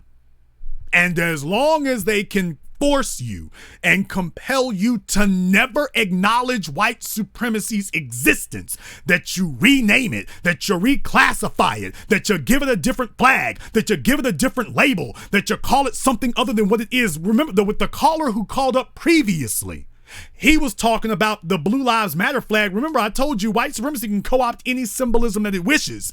So long as you do not, the only one that they will not co-opt is the one that says white supremacy. That's the only one they will not adopt. Because they need you to deny its existence. Because if you deny white supremacy even exists, there's no way on hell you can be fighting it. How the hell can you be fighting if your child is being bullied at school? How can your child fight the bully if your child refuses to acknowledge that the bully is bullying him? You ain't no bully, you just mean. You ain't no bully, you just like knocking people books out their hands. You ain't no bully, you just like tying people's shoelaces together. You ain't no bully. That's how stupid what you just heard was, and some of you in the chat room are suffering also from that ADHD, crack pipe baby, lead pipe baby mindset. You refuse to acknowledge it. I'm gonna beat white supremacy, but at the same time, I will never acknowledge it that it is white supremacy. I will not acknowledge its existence. But I'm somehow gonna beat it. Without ever acknowledging its existence. And as we just explained, that's exactly what the white supremacists demand. You are doing exactly what they told you. You're emulating their strategy, but claiming that that's gonna win. I'm going to deny that white supremacist says you need to deny that white supremacy exists. This Negro, I don't believe in no white supremacy. That's right. There is no white supremacy. Ain't no white supremacy. Ain't nobody supreme over me. That's right. No white supremacy. All right, now go fight racism. As he runs down the street, grabbing every black person he can find, telling them that there is no white supremacy. But at the same time, there's a problem. He's telling you there's a problem, but the problem isn't white supremacy. The problem is white extremism, fragilism, Fraggle Rock. They're doing too much. We do everything except deal with the problem and call it for what it is. Once you face your problem, then you can start mobilizing to defeat your problem. But if you refuse to acknowledge the problem even exists, if you want to rename it, dress it up, give it semantics, give it a makeover, everything to avoid calling it for what it is, then you are backing down and not actually trying to deal with the problem.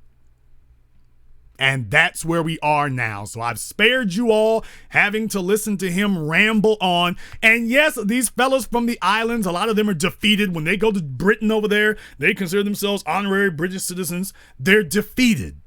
They're trying to intellectualize their way out of it. You can call it white supremacy, white extremism, whatever. Next question, what we going to do about it? We need to adopt Margaret Garvey. That's a Negro with no plan. None. Caller from 859, you're on live with the Black Channel. This is Jerome from Kentucky. Jerome from Kentucky, what's on your mind? So yesterday, when I was on the way to Louisville for the race war screening, I got a call from the theater, Village 8, and it was the on-call manager, and his voice was shaking, and he was like, "This is Matt from Village 8," and I was like, "Okay," and he said, "What's this movie about that you're playing?" And I'd already talked to him, this particular manager, like twice before, and I explained what the movie was about. But I gave him the same explanation, and I said, "Why?" And he said, "The police just called and said that there's going to be white supremacist groups at the theater, and we can't promise that things won't get ugly," and was basically alluding that they wanted to cancel the show.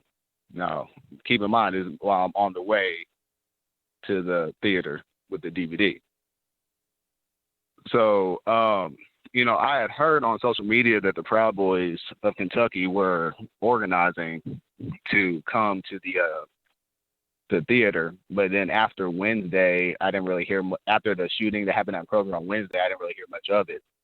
So I had told him, he had said, "What do you think?" He asked me, "What do I think we should do?" Like I was going to say anything other than continue the show.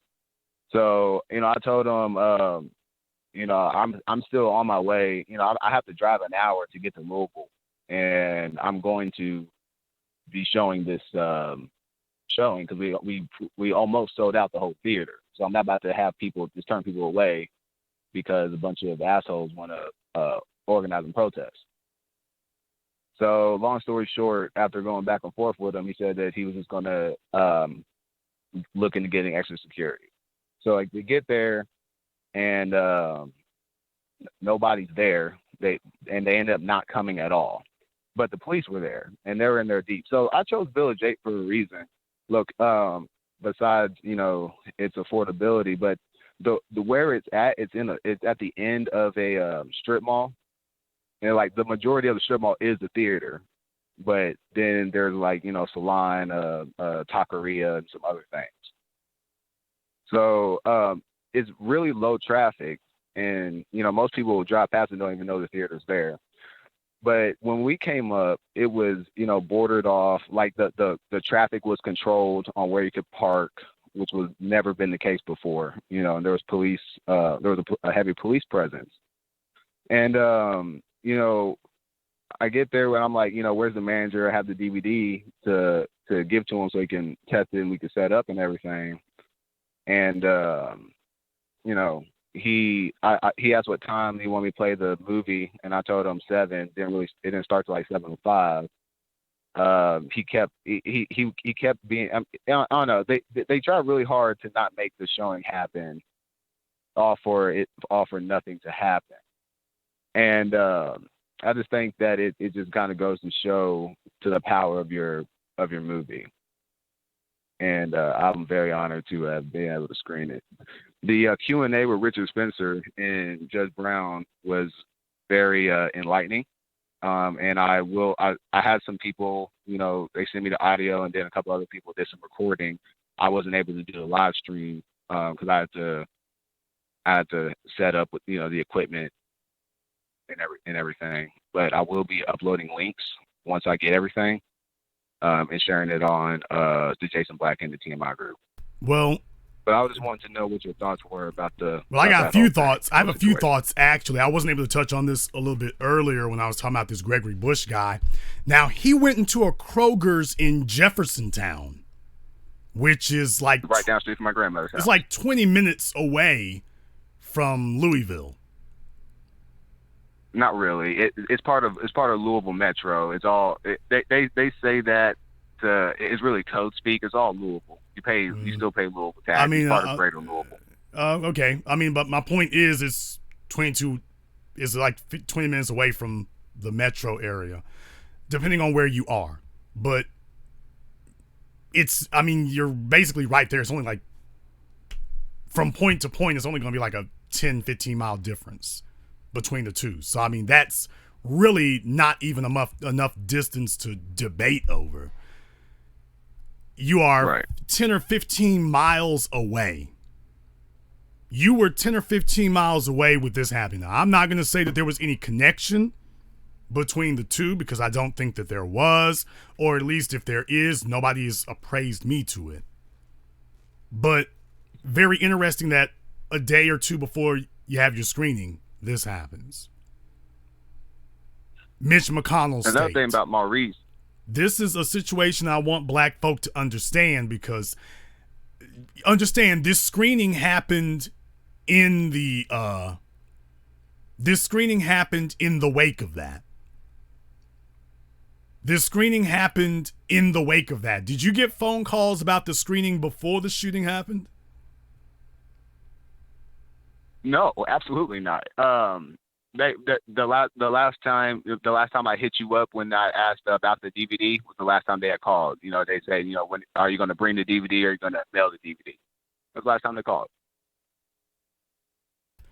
And then out of nowhere, here this goes. And I find that very interesting, because they're not monitoring the white supremacists.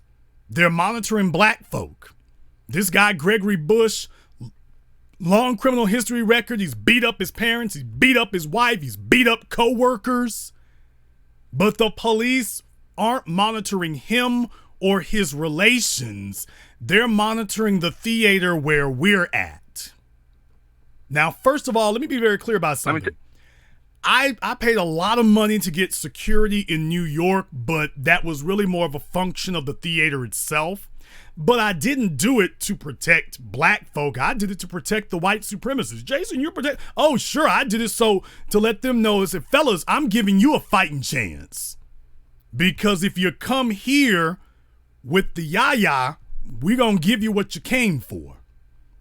This is, let me explain something to some of you white supremacists. You're cowards, and we all know what you are. And if you come to us, you're not gonna find a bunch of little old ladies in a church, Dylan Roof. You're not gonna find a bunch of senior citizens hoping they can ride off peacefully into the sunset, Gregory Bush. You're not gonna find a bunch of civil rights era Negroes looking to integrate or to give you the love of Jesus. We're here to give you the love of Colt 45. We're here to give you the sermon of Mr. 9mm. From the book of 44 caliber. That's what we're here to give you. And I said it that night.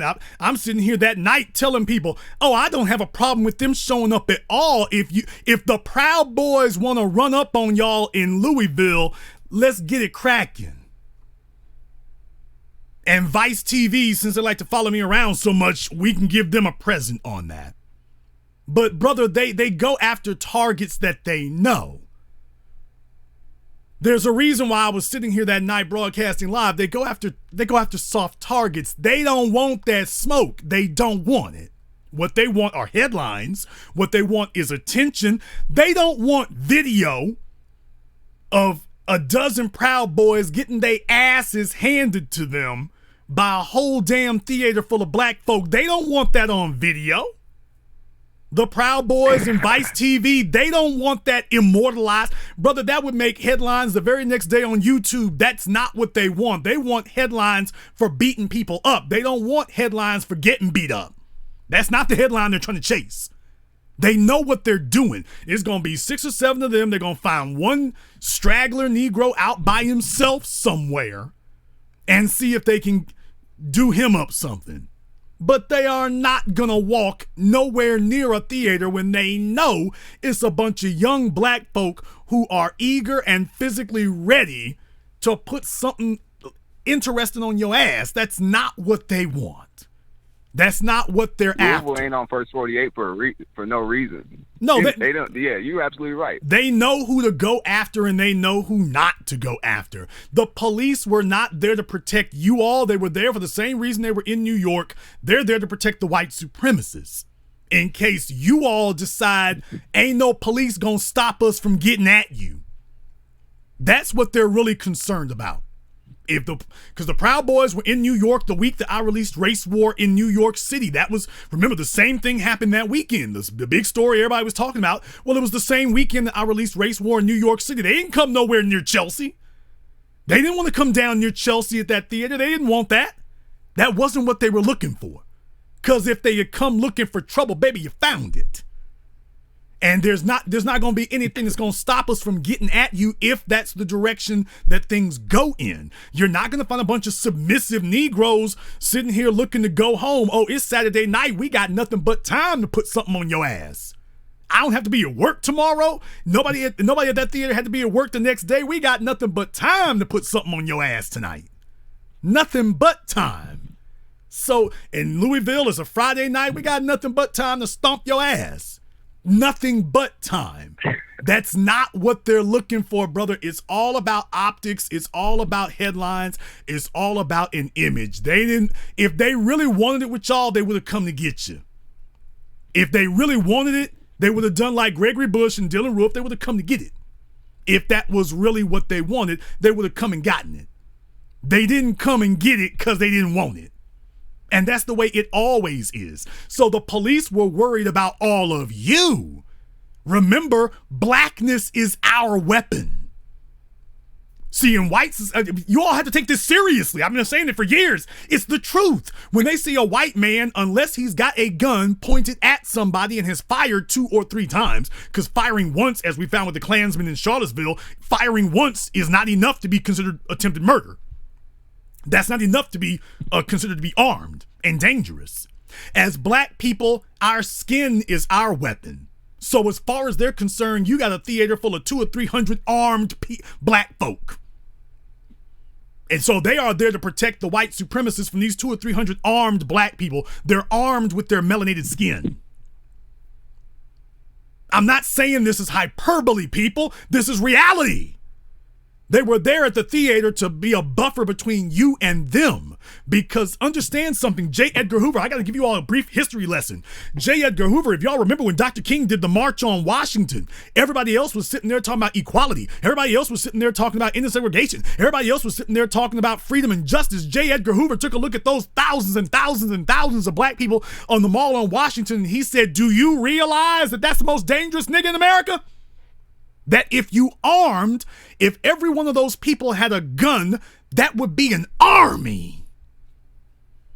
Everybody else saw black people crying out for freedom, justice, and equality. J. Edgar Hoover could only think, if all of those people had a gun, that would be a standing army, standing right outside the Capitol building.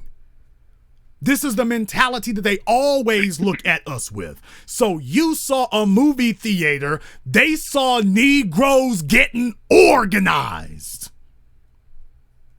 That's what they saw.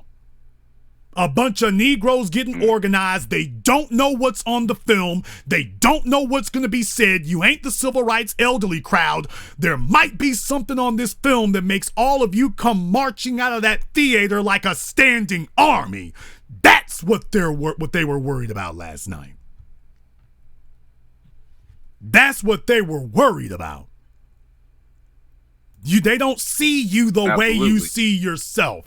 They don't see white folk the way you see them, and they don't see your black behind the way you see yourself. They don't see you that way. They see all of you as a threat, and if they see a group of you, all they see is a great big threat. And he hinted at that, the manager, because he said after I got done explaining to him for the 3rd or 4th time what the movie was about, he said, okay, well, I think that's a very important movie, and I'm saying this verbatim. I think it's a very important movie in that it needs to be shown.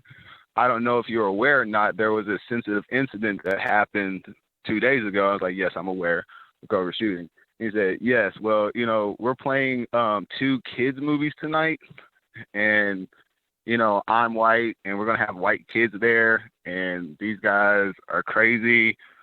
So, are you sure you want to do the movie?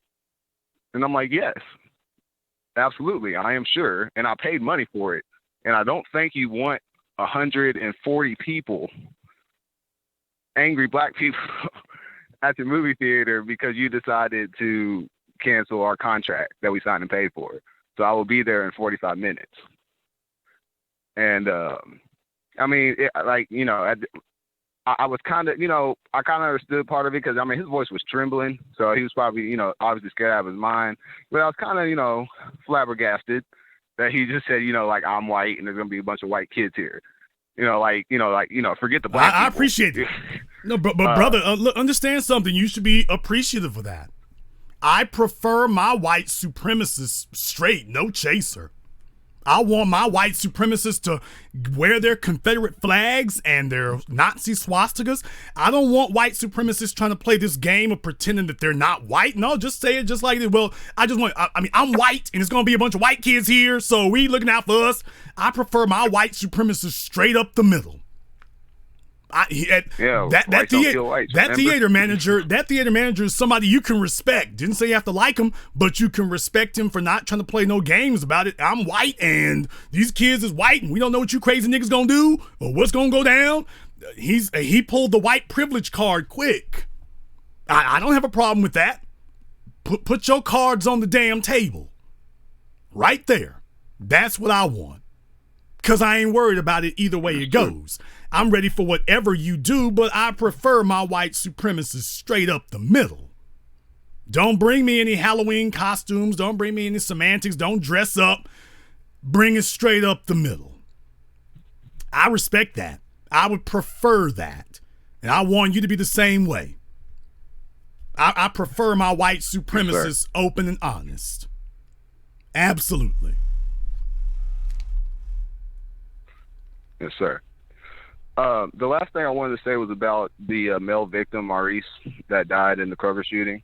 So he was on my father's side. Him and my great uncle Willie were childhood friends. Friends up until the day that he died. And then I found out on Facebook, my cousin on my first cousin on my mom's side, my grandfather was a Rolling Stone. I got like 11 or 12 aunts and uncles. So, she said her uncle was Maurice.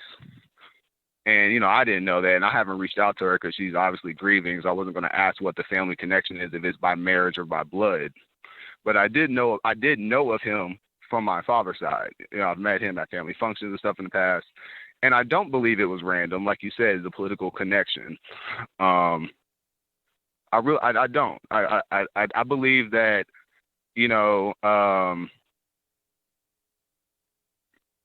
I believe that he had planned on that he was probably stalking him. And, the church thing, I believe that, he probably was going to kill. I think he thought he was going to die that day. And he just wanted to kill as many people, including him, as possible. I just don't. When stuff like that happens, I don't know, you call me Alex Jones, tinfoil hat or whatever. I find it hard to just say that's a coincidence. I don't know. So that's all I wanted to say. Brother, in America, understand something. In America, in a system of white supremacy, there are no coincidences. There are none. Thank you very much for giving us a call here tonight. Thanks for hosting the screening there as well. And like I say, you're learning about these things, getting out there on the front line. You're going to learn about it very, very quickly. Thank you for giving us a call here tonight. Let me grab another caller here. Let me get caller from... I'm trying to see about that. Wrong one. Trying to open up another phone line here. Caller from 469. You're on live with the Black Channel. Yes, this is Richard from Dallas. Richard from Dallas, what's on your mind? Yes, I was just calling because one of the problems I have is my people seem like they don't understand what you're saying when you say we're in a war.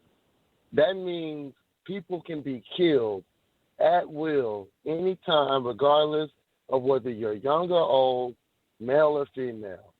So the problem that I have is anytime I'm talking to my people, they're making excuses because they're terrified.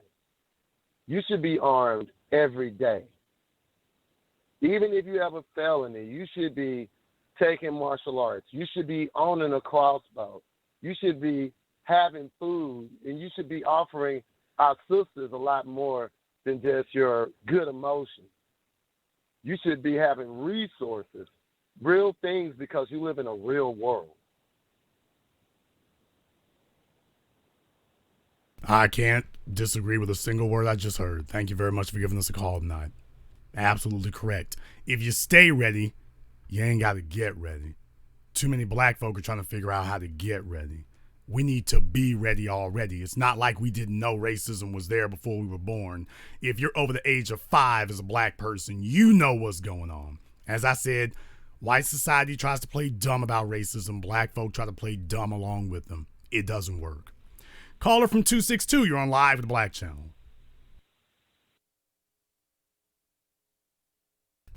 Caller from 262, last try, you're on live. Okay, caller from 262 has been abducted. Caller from 321, you're on live with the Black Channel. Hello? Yes, you're on live. What's your name? Where you calling from? Hello, my name's Nick. I'm calling from Orlando. Nick. First, I want to talk about the Jamaican caller. As a Jamaican myself, I can tell you that Jamaica's pretty much in control by the Chinese. Actually, interesting fact, a lot of the hotels, the Jamaican student working hotels, they don't even have like a permanent contract. They have like temporary contracts, and whoever all the supervisors are usually from the countries that the hotels come from. Like the Iberostar is a Spanish hotel, and all the management is Spanish, and all the Jamaicans have to sign a contract and re-up with them.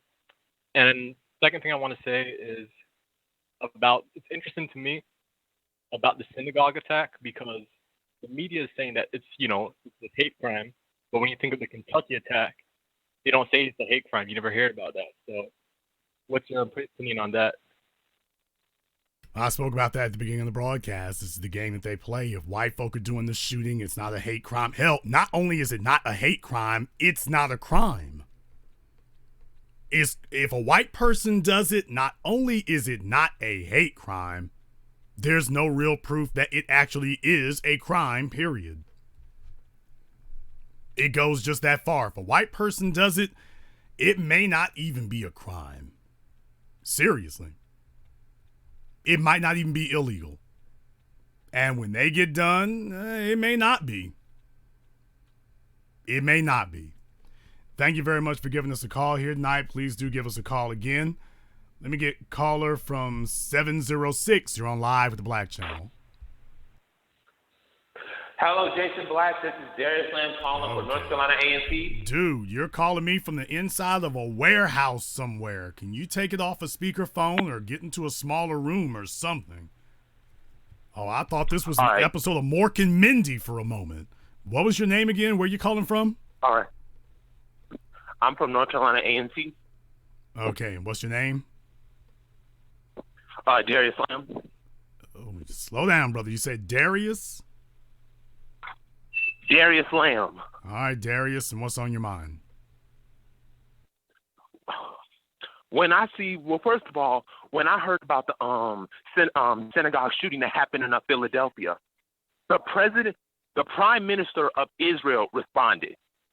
When 2 Indians were shot in Kansas, the prime minister of India responded.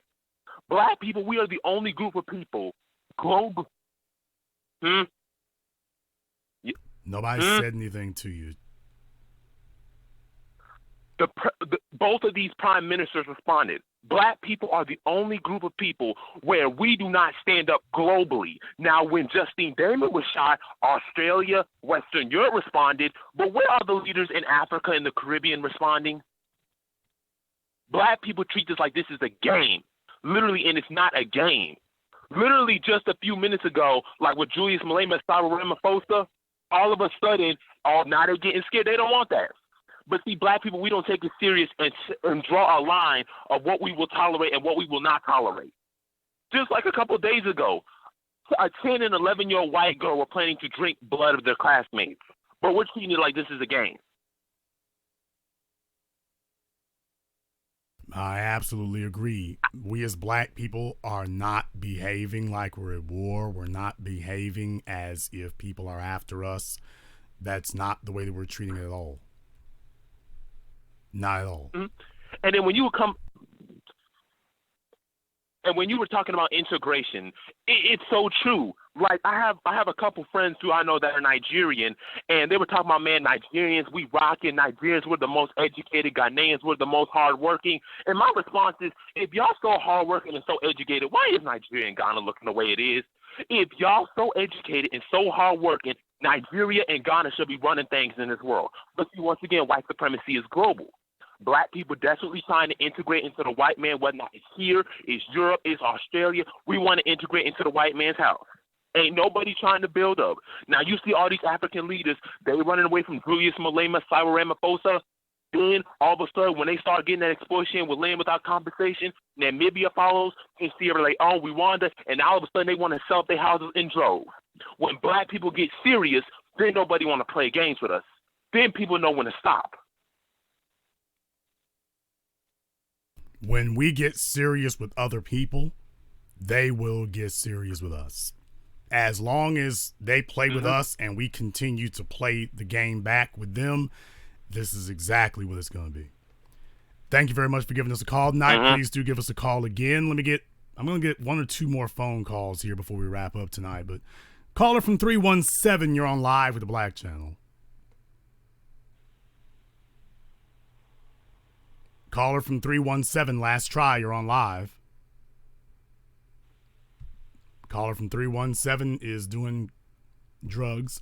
Caller from 832, you're on live with the Black Channel. Yeah, Agent, how you doing tonight? Okay, Negroes are calling me tonight on their speakerphones when they're all sitting by the kitchen sink or something. What's your name? Where you calling from? Yeah, can you hear me now? Yeah, what's your name? Where you calling from? This is Randall. I'm calling from Houston. Randall from Houston, what's on your mind? I got a few brothers. We all can make good money. And we all got our voter registration, and we're all trying to vote with an agenda.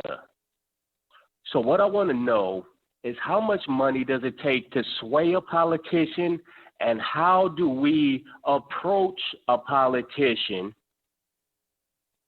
with the money that we're trying to sway them with?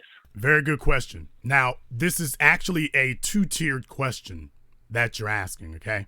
It's actually a two-tiered question.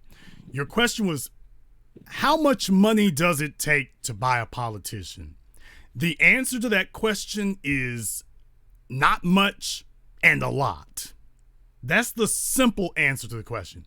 Doesn't take much, but it takes a lot. Jason, what in the hell are you talking about? First of all, in pretty much every state in the country right now, you can get campaign finance records. After Ferguson, Missouri, while most black folk were running around wringing their hands, I had people, my man Timothy Goldman, went there and got some documents that I couldn't get online. He actually paid out of his own pocket to get campaign finance documents because the laws in Missouri, the politicians in Ferguson, some of them were using the laws in a way they didn't have to officially report things. The ones who didn't have to report anything, they didn't report anything at all. A lot of them did, but some of them, their amounts were so low that they didn't have to file with the state. You had to get it from the city, and you had to pay at the county level or the city level to get that information. But we were able to get that information there and understand something. I mean, we're talking about these guys were only getting a few thousand in Ferguson. They were only getting a few thousand. And by a few, I mean 2 or 3. It wasn't like they were getting $50,000 and $80,000.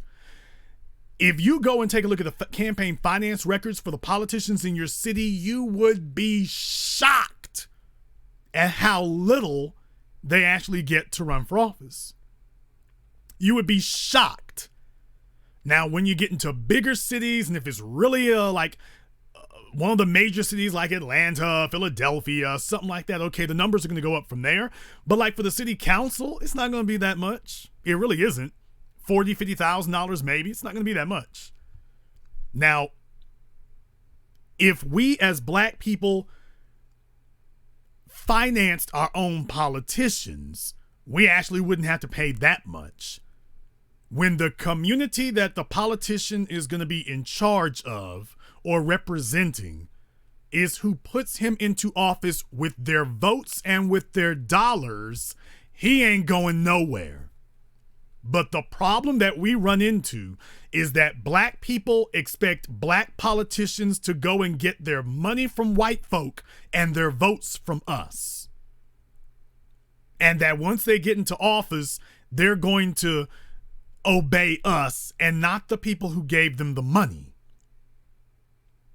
Now, if we had our economy together, what I mean by a little money, individuals would be able to give $100 here, $50 there, $100 here, like crowdfunding. As individuals, we wouldn't even have to give that much if you had your economy together. But to have an economy together takes sizably more money than you give as an individual. That's the lot I'm talking about. It only takes a little. As individuals, you give $50 here, $100 there, but it takes a lot because you need your own economy to keep doing it. There's where we run into problems. Now, if you want to be technical, if you want to know how much it costs to buy your local politician, you need to go check out his campaign finance records. Number one, check out his campaign finance records, see how much he's gotten. Number two, you need to do like Don Peebles did. You need to do like Don Peebles, and you need to organize fundraisers. That's what you need to do. When a politician sees that you are able to organize fundraisers and get money, then he's going to ask himself one of two questions. Do I want access to this financing, or do I want this guy who's able to organize people in fundraisers to organize for my opponent? When you start using money as a tool, and I've always taught you all that money is used to not to buy goods and services, it's used to buy goodwill. When you show a politician that you've got an economy and that your vote comes with demands and that you are willing to leverage your economic power for other things, then things are going to change. Things are going to change. So, number one thing, they're online. What city are you in again? Houston? Hello? Yes. Yeah, you say you're in Houston? Yes. Okay, wake the hell up over there. I'm in Houston, yes. You're in Houston, Texas, which means that you can look up the campaign finance records online. You can go look them up for yourself, and you can see how much the mayor spent. You can see how much just each individual city council person spent. You can see your county commissioners. You can take a look at everyone and see what they spent. From there, now you know what they're accustomed to getting. Now you know how much you need to pay to play. But it needs to be more than just one person, because one person is a good donor, but you're not a political threat, because how many votes are backing your dollars? We as black people are trying to do half the formula. We need to use the whole formula. It's not enough to just have votes. Votes without dollars are useless. Inversely, dollars without the ability to deliver votes are also useless. If your votes come with dollars and your dollars can deliver votes, now you've got power. Now a politician would not dare speak against you. Ask the NRA. Ask the NRA how that works. About someone wanting to speak against them. Ask the Anti-Defamation League how that works. And if anyone wants to speak against them. Ask GLAAD. Ask GLAAD how that works. And if anyone dares to speak against them. The moment you even talk, ask your police officers associations, your fraternal orders of police. They got dollars and they got numbers. Ask them how they deal with politicians. When you've got the formula balanced, things change. Black politicians do not obey the black constituency because we don't have the dollars. We haven't demonstrated that we will use our dollars to punish you, and we have not demonstrated that we will withhold our votes to punish you. So black people, I can't say that we're toothless tigers. We're more like toothless frogs, if you can do that bit of mental alchemy. But I mean, we're toothless toads. We make noise. We're kind of annoying when we do make noise, but we're not really a threat. Not really. So that was the long and the short answer to your question. The short answer is a little and a lot. The long answer is you have to be willing to give money as a group, and you got to have your economy together so that you can maintain it. That's how it works. I'll let you have the last word.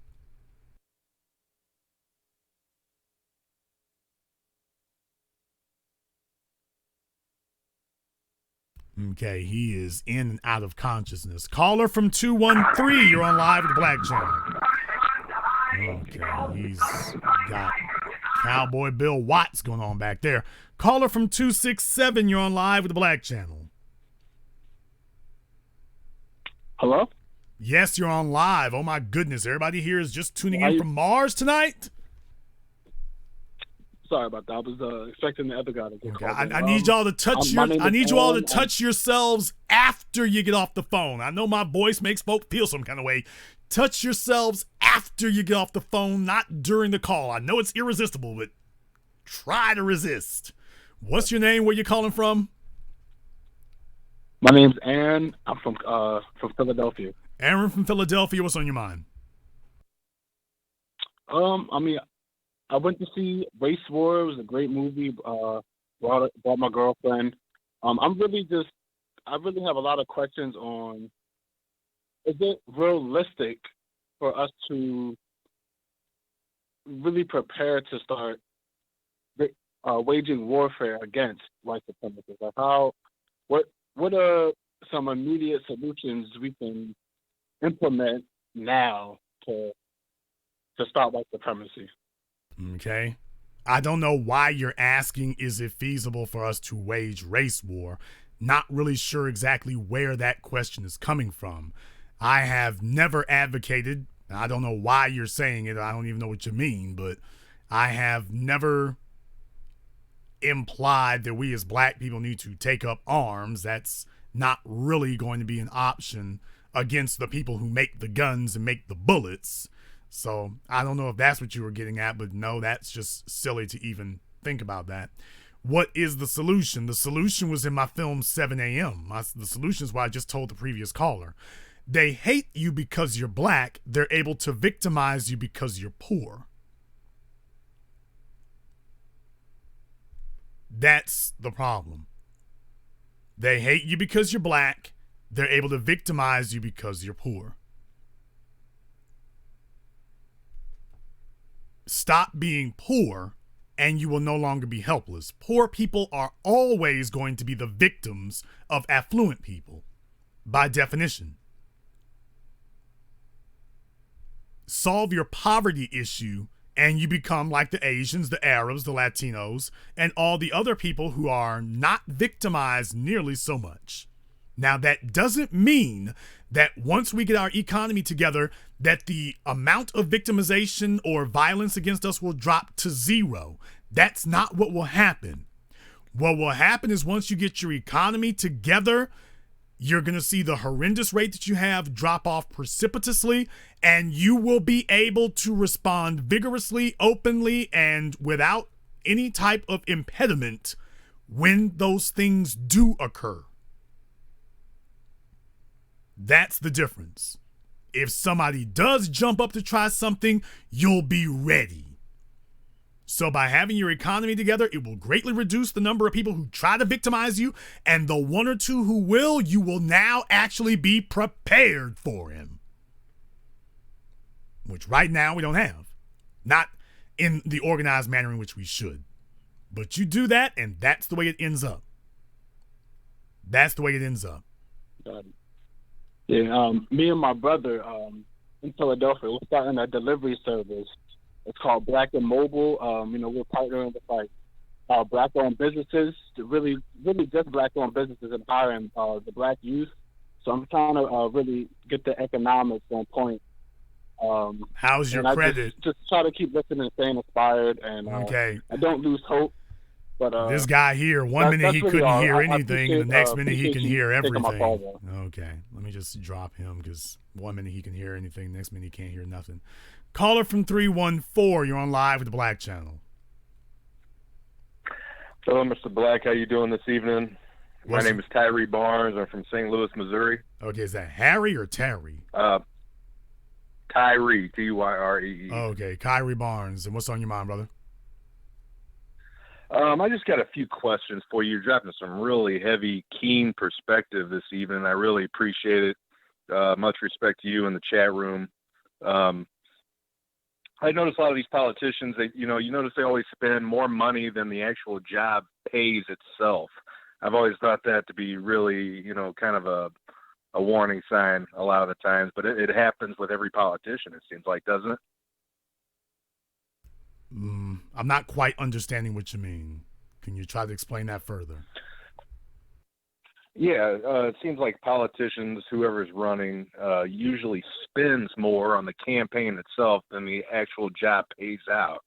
So, I mean, they have to be doing some crooked things to get that money back in their pockets.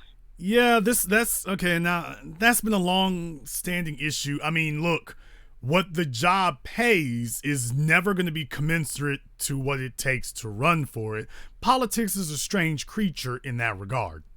Now, what you're saying is, if somebody contributes $50,000, they expect something for their $50,000. Yes, but we as Black people do not actually understand how that works. Paying money into politics, and this is what I was explaining to the caller earlier, you have to pay on the campaign trail, but you also have to be able to follow up later. I didn't really get to go into this in 7 a.m., and if there is ever a follow-up to 7 a.m., which is very iffy, because I felt like I said most everything I wanted to say, but just a few comments in between. One of the things I didn't get to cover in depth in 7 a.m. is exactly what politics is. Politics is the means by which we divide the society's resources. Now, if you are the poorest people in the society, what resources do you have for us to debate dividing? Answer: none. Exactly, okay. So if I own the General Motors plant in town, yes, I contributed to the president's campaign, but all the jobs I provide and everything else, if the president doesn't do what I do like Ford and take the jobs to Mexico. I can punish him. And you lost 500,000 jobs on your watch. I can punish you if you don't follow up later. And so it's like leverage. Yes, but it's leverage either way, because, okay, if I gave money to the president, we gave the president $50,000 or whatever, gave the mayor $50,000, whatever the case may be, once he gets into office, he better remember who gave the $50,000. If he doesn't, or if he does, then that's our incentive to give more next time, or to make his life easier. Gotcha. That's the incentive. Quid, as Dr. Claude Anderson said, politics is based on quid pro quo, something for something, this for that. We as Black people want to give nothing but a vote. And then we expect politicians we did not pay for, we expect the politicians to go off and start seizing things from white people in order to distribute to us who don't own anything. Yeah, that ain't going to happen. And that's the problem. Just real quick question too is I want to know what top 3 books would you recommend somebody read? I'm one of these people. I don't actually recommend books per se, to be totally honest with you. I don't recommend books. Okay, real quick, what about Race War? When can we get that CD? I don't know when is the CD coming out, but the DVD will be coming out in November. I mean the DVD. I'm so sorry. It's coming out in November, right. Thank you very much for giving us a call tonight. Please do give us a call again. Let me get caller from 270. You're on live with the Black Channel. How's it going, Jason Black? What's your name? Where you calling Antonio from Kentucky. Antonio from Kentucky, what's on your mind? I've got a few questions for you as well. I'm here in Austin, Texas, actually, right now, and I send information back to my family and try to talk to them about what's happening in Kentucky. And when you try to, let them know about the severity of what's going on, they act like it's a joke, or you don't get a response back from them at all. And I have brothers in the military. I'm ex-military myself. And I always try to pass that message on, the information. We should be training our family, hand-to-hand combat. Again, making sure the money, the finances are correct. Take them to the gun range, Second Amendment right, and just know the legalities of what you can and can't do, because you have to protect yourself. And we've got a lot of sisters and, nieces and goddaughters and things of that nature. So it's really strange that when I try to talk to them about everything that's happening right now, verbatim, and especially like what you're saying, they just ignore it, or you don't get a response back, or you don't get a call back. I mean, you can't even get them to stop watching NFL. I mean, well, it's just, you have to understand sometimes this. It's like pulling teeth. You got to understand this, brother, and this is something that black people and black folk like yourself and people listening have to understand. Most black people have embraced extinction. They have embraced their death. They get up every morning, and the only thing that they really hope is that today won't be the day. Or at least this morning won't be the morning. But let's be very clear. Most black people have accepted and embraced their annihilation. They don't feel that there's any hope. They really just want to, as Neely Fuller called it, hold a party in the prison. They're locked up, they're in prison, talking about we want to hold a potluck. You're in prison. Yeah, but ain't no reason we can't hold a potluck. So when you talk to most black folk, you have to understand most black people's minds have been colonized. Most black people are broken. And by broken, I don't just mean damaged. I mean broken as in buck broken. They're broken. There isn't any resistance in them. They really just want, as I've been saying the whole broadcast, they just want a peaceful death. They just want to die peacefully. They don't believe tomorrow's going to be any better. This is why when you see these rallies and stuff, you saw when folk were out there protesting the police, and then you had Negroes and Negresses who were the worst out there twerking and dancing with their Michael Jackson jackets on. These folk are out here killing you, and you're out here dancing. That's a person who has embraced their extinction. They have embraced annihilation. That's what they've done. And as crazy as it is to you, as outrageous as it is to you, because you're about survival and you're like, there's no way you can survive like this, you have to understand most black people have accepted that. They're not fighting white supremacy anymore. I've been saying it the whole broadcast. They're not actually fighting it.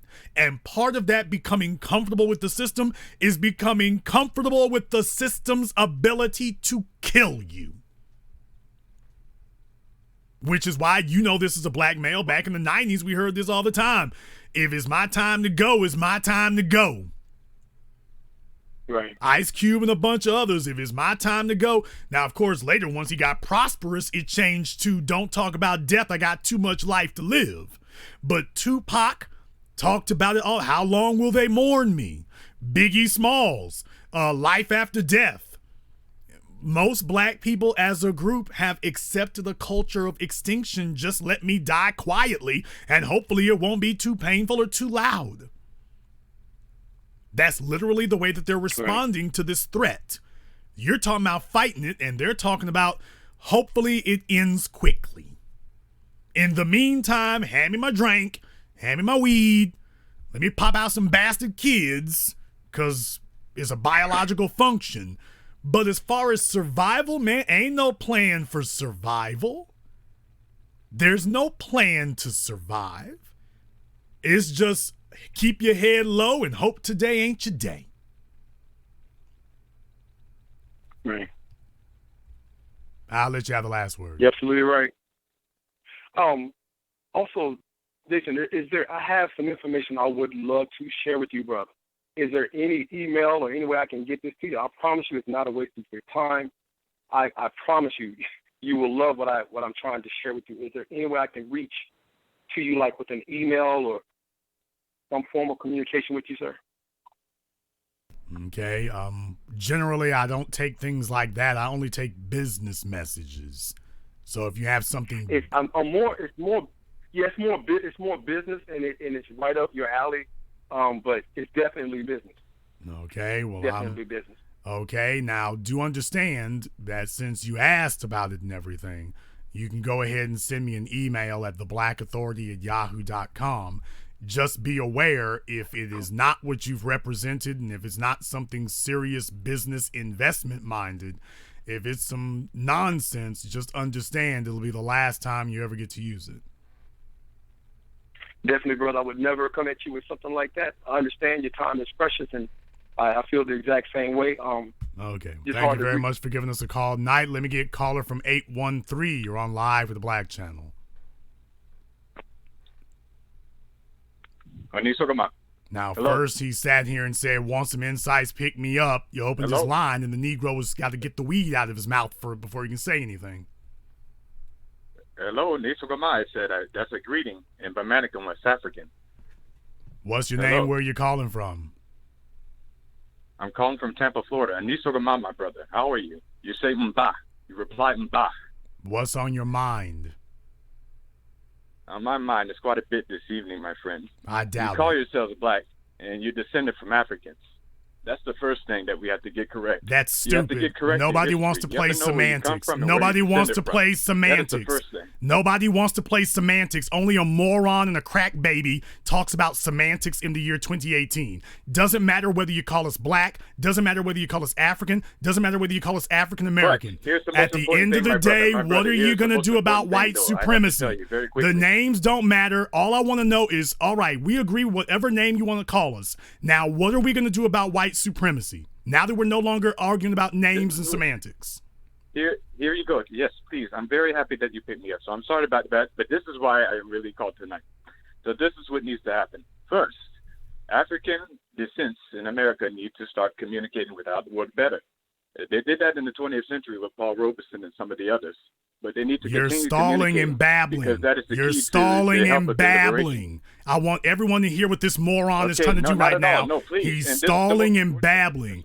He's not actually explaining anything. I said, okay, tell us what we're going to do about white supremacy. Well, we got to communicate better. And Paul Robeson. Notice, this is what these crackheads, and by the way, it's a Florida thing. If you all want to know, right now, I'm in a situation where California, remember me at the beginning of the broadcast, California, Brooklyn, Florida, that triangle of dumb, that triangle of stupidity, and especially if you're connected to Brooklyn and Florida, oh God, but that triangle of stupid that we keep running into, Negroes who just talk for the sake of talking, that's what we keep running into.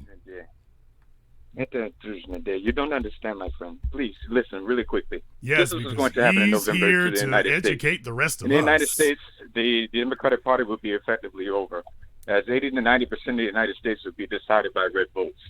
And you're here talking about things like this. So what are you going to do about that? What is actually being done right now? You don't know Well- you don't know what to do about it after listening to the broadcast for over 2 hours. You don't know what to do. No. I'm asking you what y'all are going to do about it. What we're going to do about it here is we're going to build our economy because, as I just explained to the previous caller, votes without money are useless, and money not coupled with votes will be impotent. Clearly, you didn't listen to anything before you got on the phone. Maybe you were sucking your toenails or whatever, but clearly you didn't listen to anything before you came on.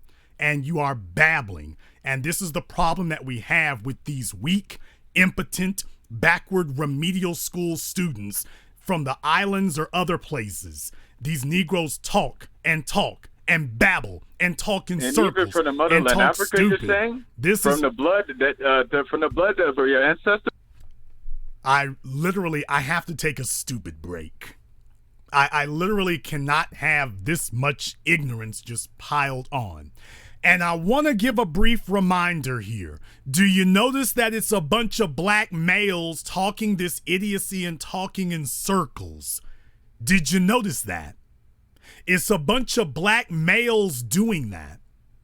We have a ton of black males calling up with their weakness, with their stupidity. They're calling up with all of this fantasy nonsense. What are we going to do about white supremacy? Well, you see, Paul Robeson. What the hell? And black women work at corporations or work at companies where when white men are asked, what are we going to do about our black problem? You don't see white men talking in circles and rambling about semantics. Oh, that's tough medicine, but it's going to be good for you. But that's the problem that we face. And tonight has been a prime example of absolutely impotent, powerless, pointless black males who the only thing they can really do, see, here's what happens. I've explained this before. I explained this on The Business, and I'm explaining it again. You see, these fellas talk to other people the way that they talk to the hoes and hood rats, or the way that the hoes and the hood rats who raise them talk.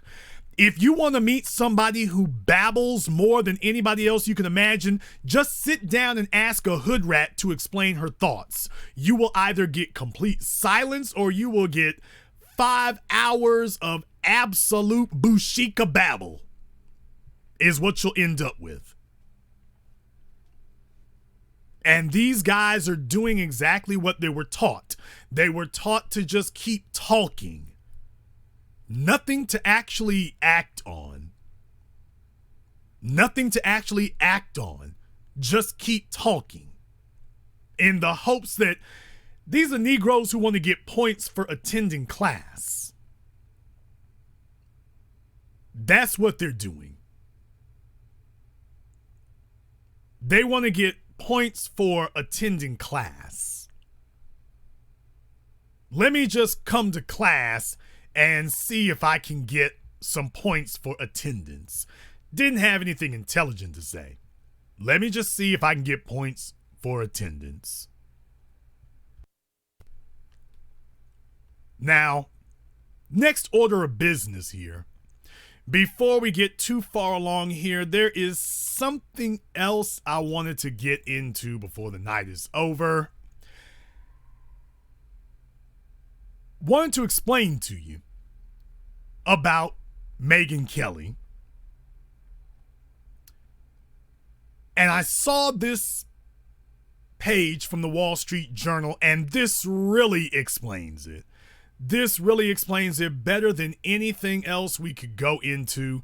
This really does. That this is Megyn Kelly. This is what happened. She was trying to explain away dressing in blackface for Halloween. She was trying to explain it away, and it didn't go well. But let's be very clear. They're trying to say that she got fired for this. That's nonsense. They're trying to say she got fired for this. That is nonsense. The Wall Street Journal, owned by her former employer, Rupert Murdoch, at Fox. There was a reason why Fox didn't fight for her.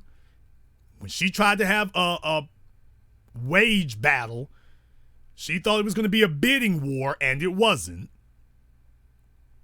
NBC is going to have to shell out tens of millions of dollars. But let's be very clear about something. Jeff Zucker understood what he was hiring when he hired Megyn Kelly. Jeff Zucker was under no illusions about who he was hiring and what he was bringing to that network. Jeff Zucker's goal in hiring Megyn Kelly was that we had a bunch of Negroes working at NBC and MSNBC when Obama was there. Trump got in the White House. Next thing you know, they pivot, and all of a sudden we're hiring a bunch of right-wingers and white supremacists all of a sudden. Isn't that interesting how quickly that turned? Isn't that interesting how quickly it changed? Now, there was an article in the New York Times, and I want you all to think about this. There was an article in the New York Times, I'm about to read an excerpt from it, talking about Donald Trump when Zucker was at NBC, now he's at CNN. And I want you to be aware of this. And this is why I'm trying to connect the dots here about what it is at these networks that you have in charge. I didn't want to misspeak earlier about him hiring Megyn Kelly. I'm talking about what is at the networks as far as the reason that they hire them and the reason why they do that. In the New York Times, Jeff Zucker, on the New York Times Magazine, they were talking to Jeff Zucker, and an excerpt from it said, "It's hard to imagine that either Trump or Zucker would be where he is today without the other. Trump's foray into reality TV gave Zucker a primetime hit when he badly needed one." This was when Zucker was running NBC. "Now, Trump's foray into politics has given Zucker a big story when he badly needed one." Now Zucker's in charge of CNN. "It's a symbiotic relationship that could only thrive in the world of television, where the borders between news and entertainment, and even fantasy and reality, have grown increasingly murky. As Zucker sees it, his pro-Trump panelists are not just spokespeople for a worldview. They are, quote, characters in a drama, unquote. Members of CNN's extended ensemble cast. Quote, everybody says, oh, I can't believe you have Jeffrey Lord or Kayleigh McEnany, but you know what? Zucker told me with some satisfaction. They know who Jeffrey Lord and Kayleigh McEnany are.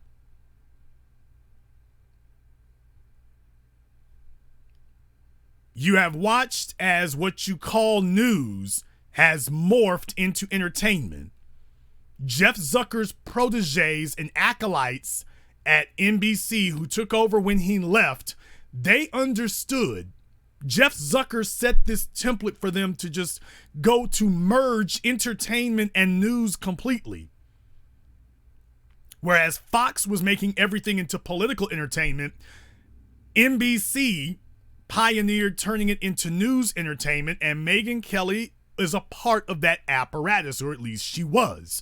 The problem isn't that she said something racist. The problem is that ever since they booted off Tamron Hall and Al Roker and replaced them with Megyn Kelly was supposed to knock the ratings out of the park, and she failed to do that. And they needed an excuse to get rid of her. They needed an excuse to get rid of Megyn, just like they needed an excuse to get rid of Matt Lauer.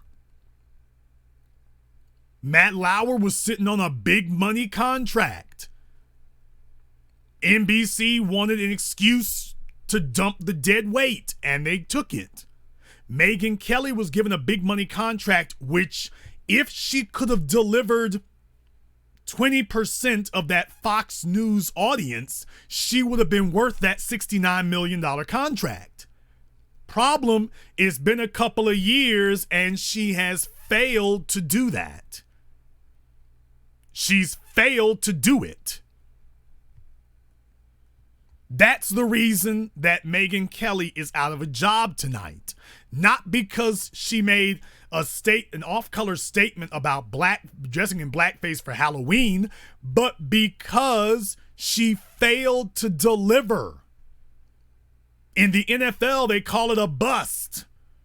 She was supposed to deliver big ratings and she failed.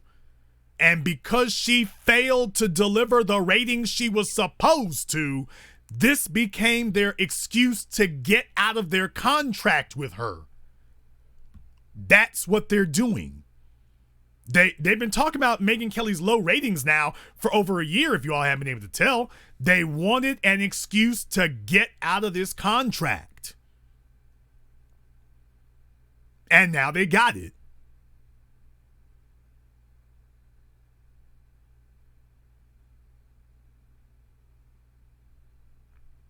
Now they have what they were looking for. It's just good business. However, there are some folks who really try to punch above their pay grade. They try to go out of their weight class. Roland Martin and the dead black media that has just been desperately trying to get themselves some relevance. They've been desperately trying to right the ship. They've been desperately trying to figure out, is there a way to correct this?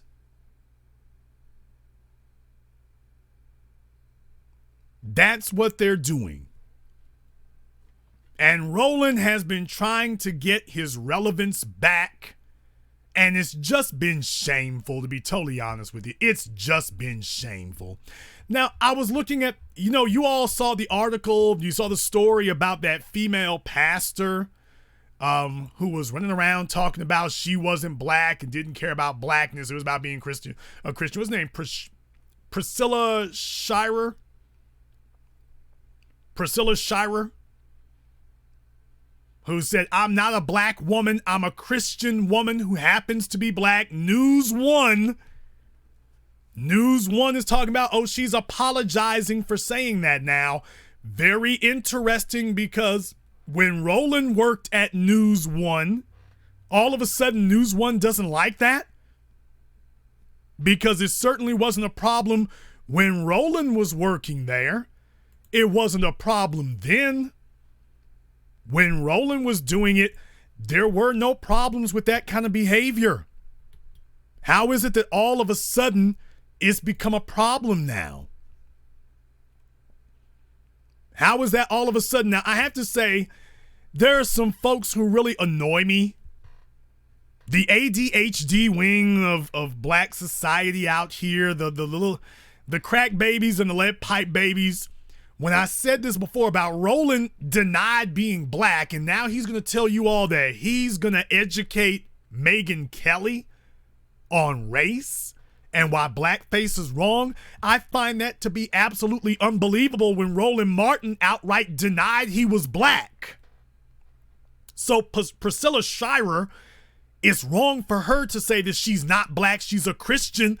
Brothers and sisters, if I need to replay it for you here now, this is Roland Martin when Roland was talking to Richard Spencer on TV One, on News One. This is Roland Martin when he spoke to Richard Spencer. Now, if Priscilla Shirer was wrong for what she said, someone explain to me, what is Roland for saying this? Okay, so are you white nationalist?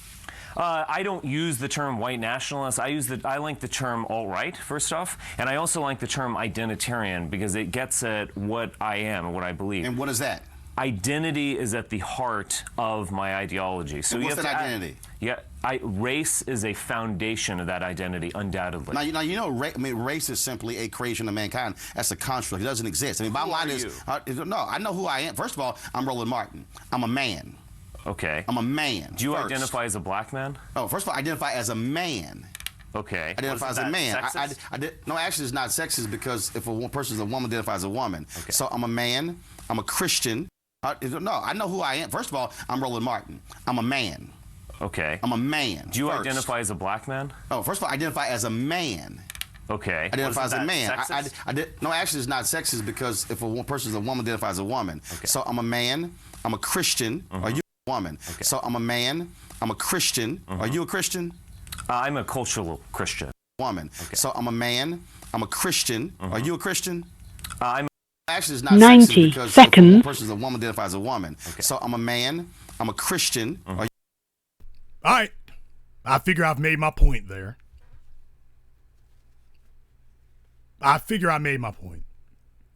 That's Roland Martin. That was him on TV One when he was supposedly debating Richard Spencer. This was in November of 2016. It hasn't even been 2 full years yet. 60 seconds. Ma'am, if you don't stop with that nonsense. In any case, hasn't even been 2 full years. This is Roland Martin. This was him. when Richard Spencer put Roland Martin's back to the wall and demanded of him, "Are you a black man?" Roland Martin refused to acknowledge he was black. "I'm a Christian, I'm a lampshade, I'm a shoehorn, I'm everything but a Christian."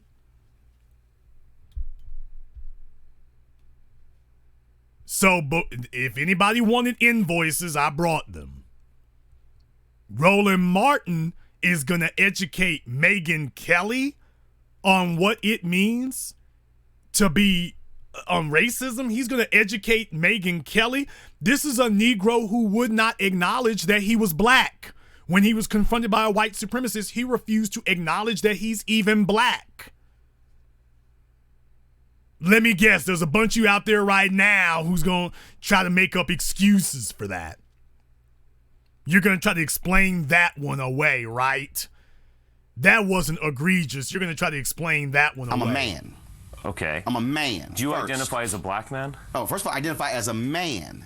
Okay. Identify as a man. Sexist? No, actually, it's not sexist because if a person is a woman, identifies as a woman. Okay. So I'm a man. I'm a Christian. I'm a man. Okay. I'm a man. Do you first. identify as a black man? Oh, first of all, I identify as a man. Okay. Identify as a man. Sexist? No, actually, it's not sexist because I'm a man.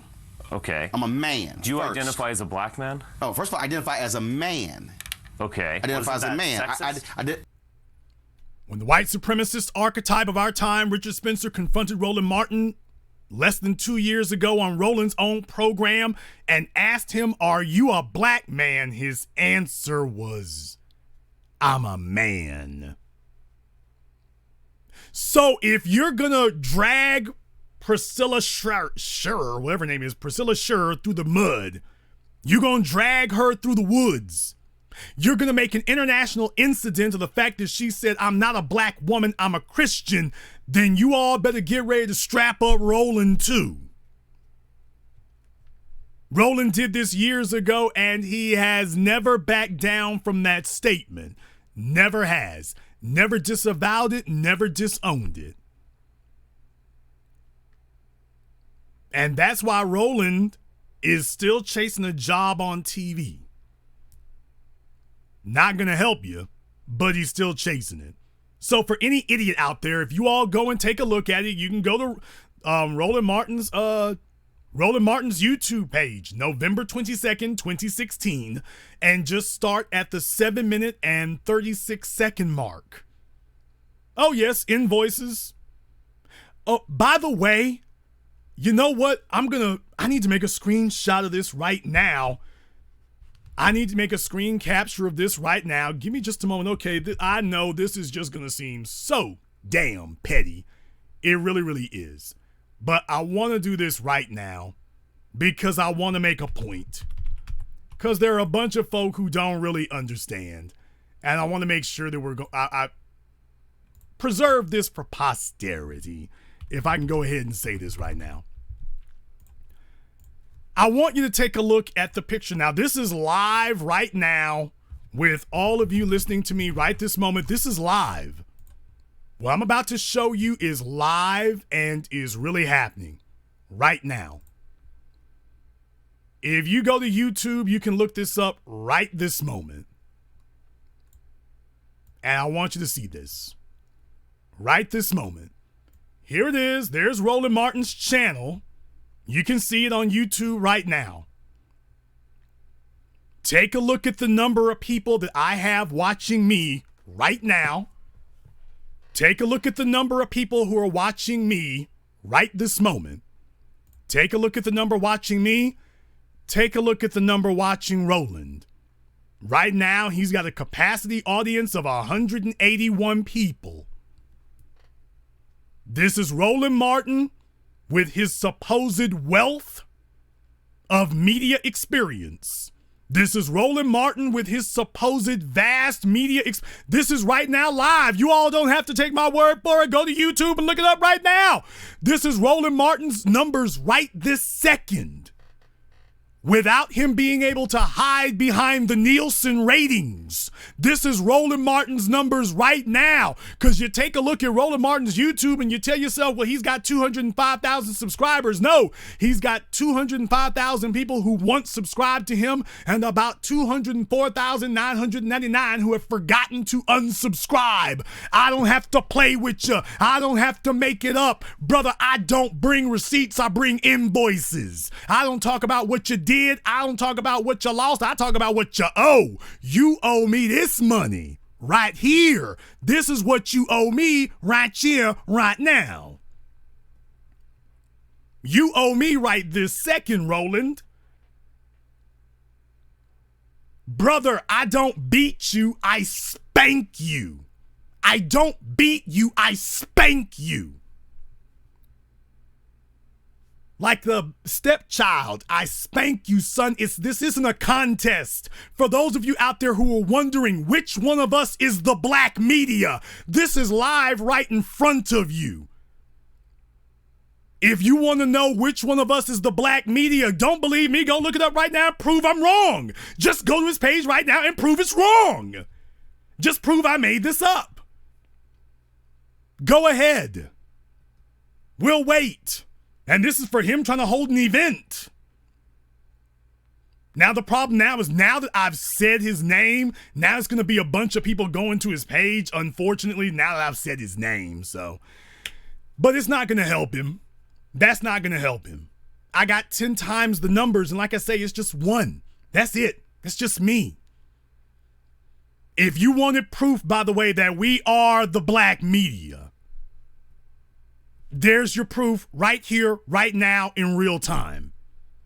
If you want to know why Roland is doing everything he can to get a job back at CNN or anywhere, it's because his attempt at building media on his own hasn't worked and isn't working. It hasn't worked and it isn't working. You want to know the state of black America, Roland? The state of black America is ignoring you. That's the state of black America. You are out of touch with it. We represent the streets. You represent the last vestiges of Negroes begging for a seat at the table with Massa. Brother, I don't have to make up anything. We're the ones who got the attention of the streets. You're the one trying to figure out how to get back to the streets. I'll take one more call here before we wrap things up tonight, because I'm merciful. Caller from 313, you're on Live with the Black Channel. Yeah, this is Vaughn from Detroit. Vaughn from Detroit. I haven't heard this. I haven't heard this voice in a while. Yeah, I'm around. You're around. But I don't understand why you. And how are things going up there? Keep jumping on the. Why? How are things going up there, Vaughn? Vaughn, have you gotten a job? Do I have a job? Yes. Have you finally gotten a job, Vaughn? I think you got the wrong Vaughn. No, I got the right one, all right. I know who you are with that slow, lethargic, drug-induced slur. I know who you are. That's why I said I haven't heard this name in a while. I know exactly who you are, buddy. I keep my invoices. Okay, well, we all from down south that moved up north. I doubt it. This is how we talk. I think you're from the south of Skid Row, but not from the southern United States. No, nothing like that. Yeah, but, in any event, Roland Martin, he does this thing, and I will point out between you and him, look at subscribers. There's a vast difference. Okay, what good does it do to have 205,000 subscribers if 204,000 of them are no longer watching you? What does that do? What kind of idiot doesn't count? I know math isn't your strong suit, neither is language skills or comprehension, but by the way, I just explained that. Yeah, we older folks, we don't generally be up. We do it when we up. This is our bedtime, so yeah, you ain't okay. gonna find Well, too many of us. Here's what I want you to do, Vaughn. Here's what I want you to do then. Since you're up past your bedtime, go back to sleep. Okay? That's how it's gonna be, brother? Yes, it's going to be exactly like that. It will be exactly that way. Brothers and sisters from around the world, like I say, we don't have time to slow down for other people. But understand something. There's a reason that they fear us. And they fear us because they understand we represent the streets. And when we talk about these white supremacists, people listen. We are not asking for power, we are taking it. And we're going to be setting the tone for how black people think about these things and the prism through which they view them and see them. Not the bought and paid for Negroes desperately looking for a job at a white media corporation. This will be us. We'll be setting the tone for the future from here on in. We'll be doing it. We'll be doing it.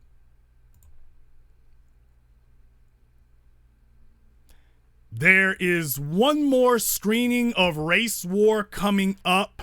It's going to be in Queens. God knows New York needs this. There will be one more screening of Race War coming up, and then it will go to DVD and streaming. I recommend that you all come and see it in person. It's good stuff. Definitely worth your while. There's also been, we ran out of 7 a.m. DVDs way earlier this month. I've got a huge back order because when Race War came out, we got flooded with orders. But we're going to be catching up on those next week. I'll be sending messages to people also. Huge back order, but please be calm. Do not start a riot. We will get you taken care of. RaceWarMovie.com. You definitely want to see that. The critics are raving. Everybody's talking about it. If you missed it, you are missing out on history. Period. End of discussion. And this concludes tonight's broadcast of the BlackChannel.net radio program. I am your host, your brother, your humble servant, the Black Authority. And until next time, my brothers and my sisters from around the world, remember, black is the future, and the future is absolutely uncompromising.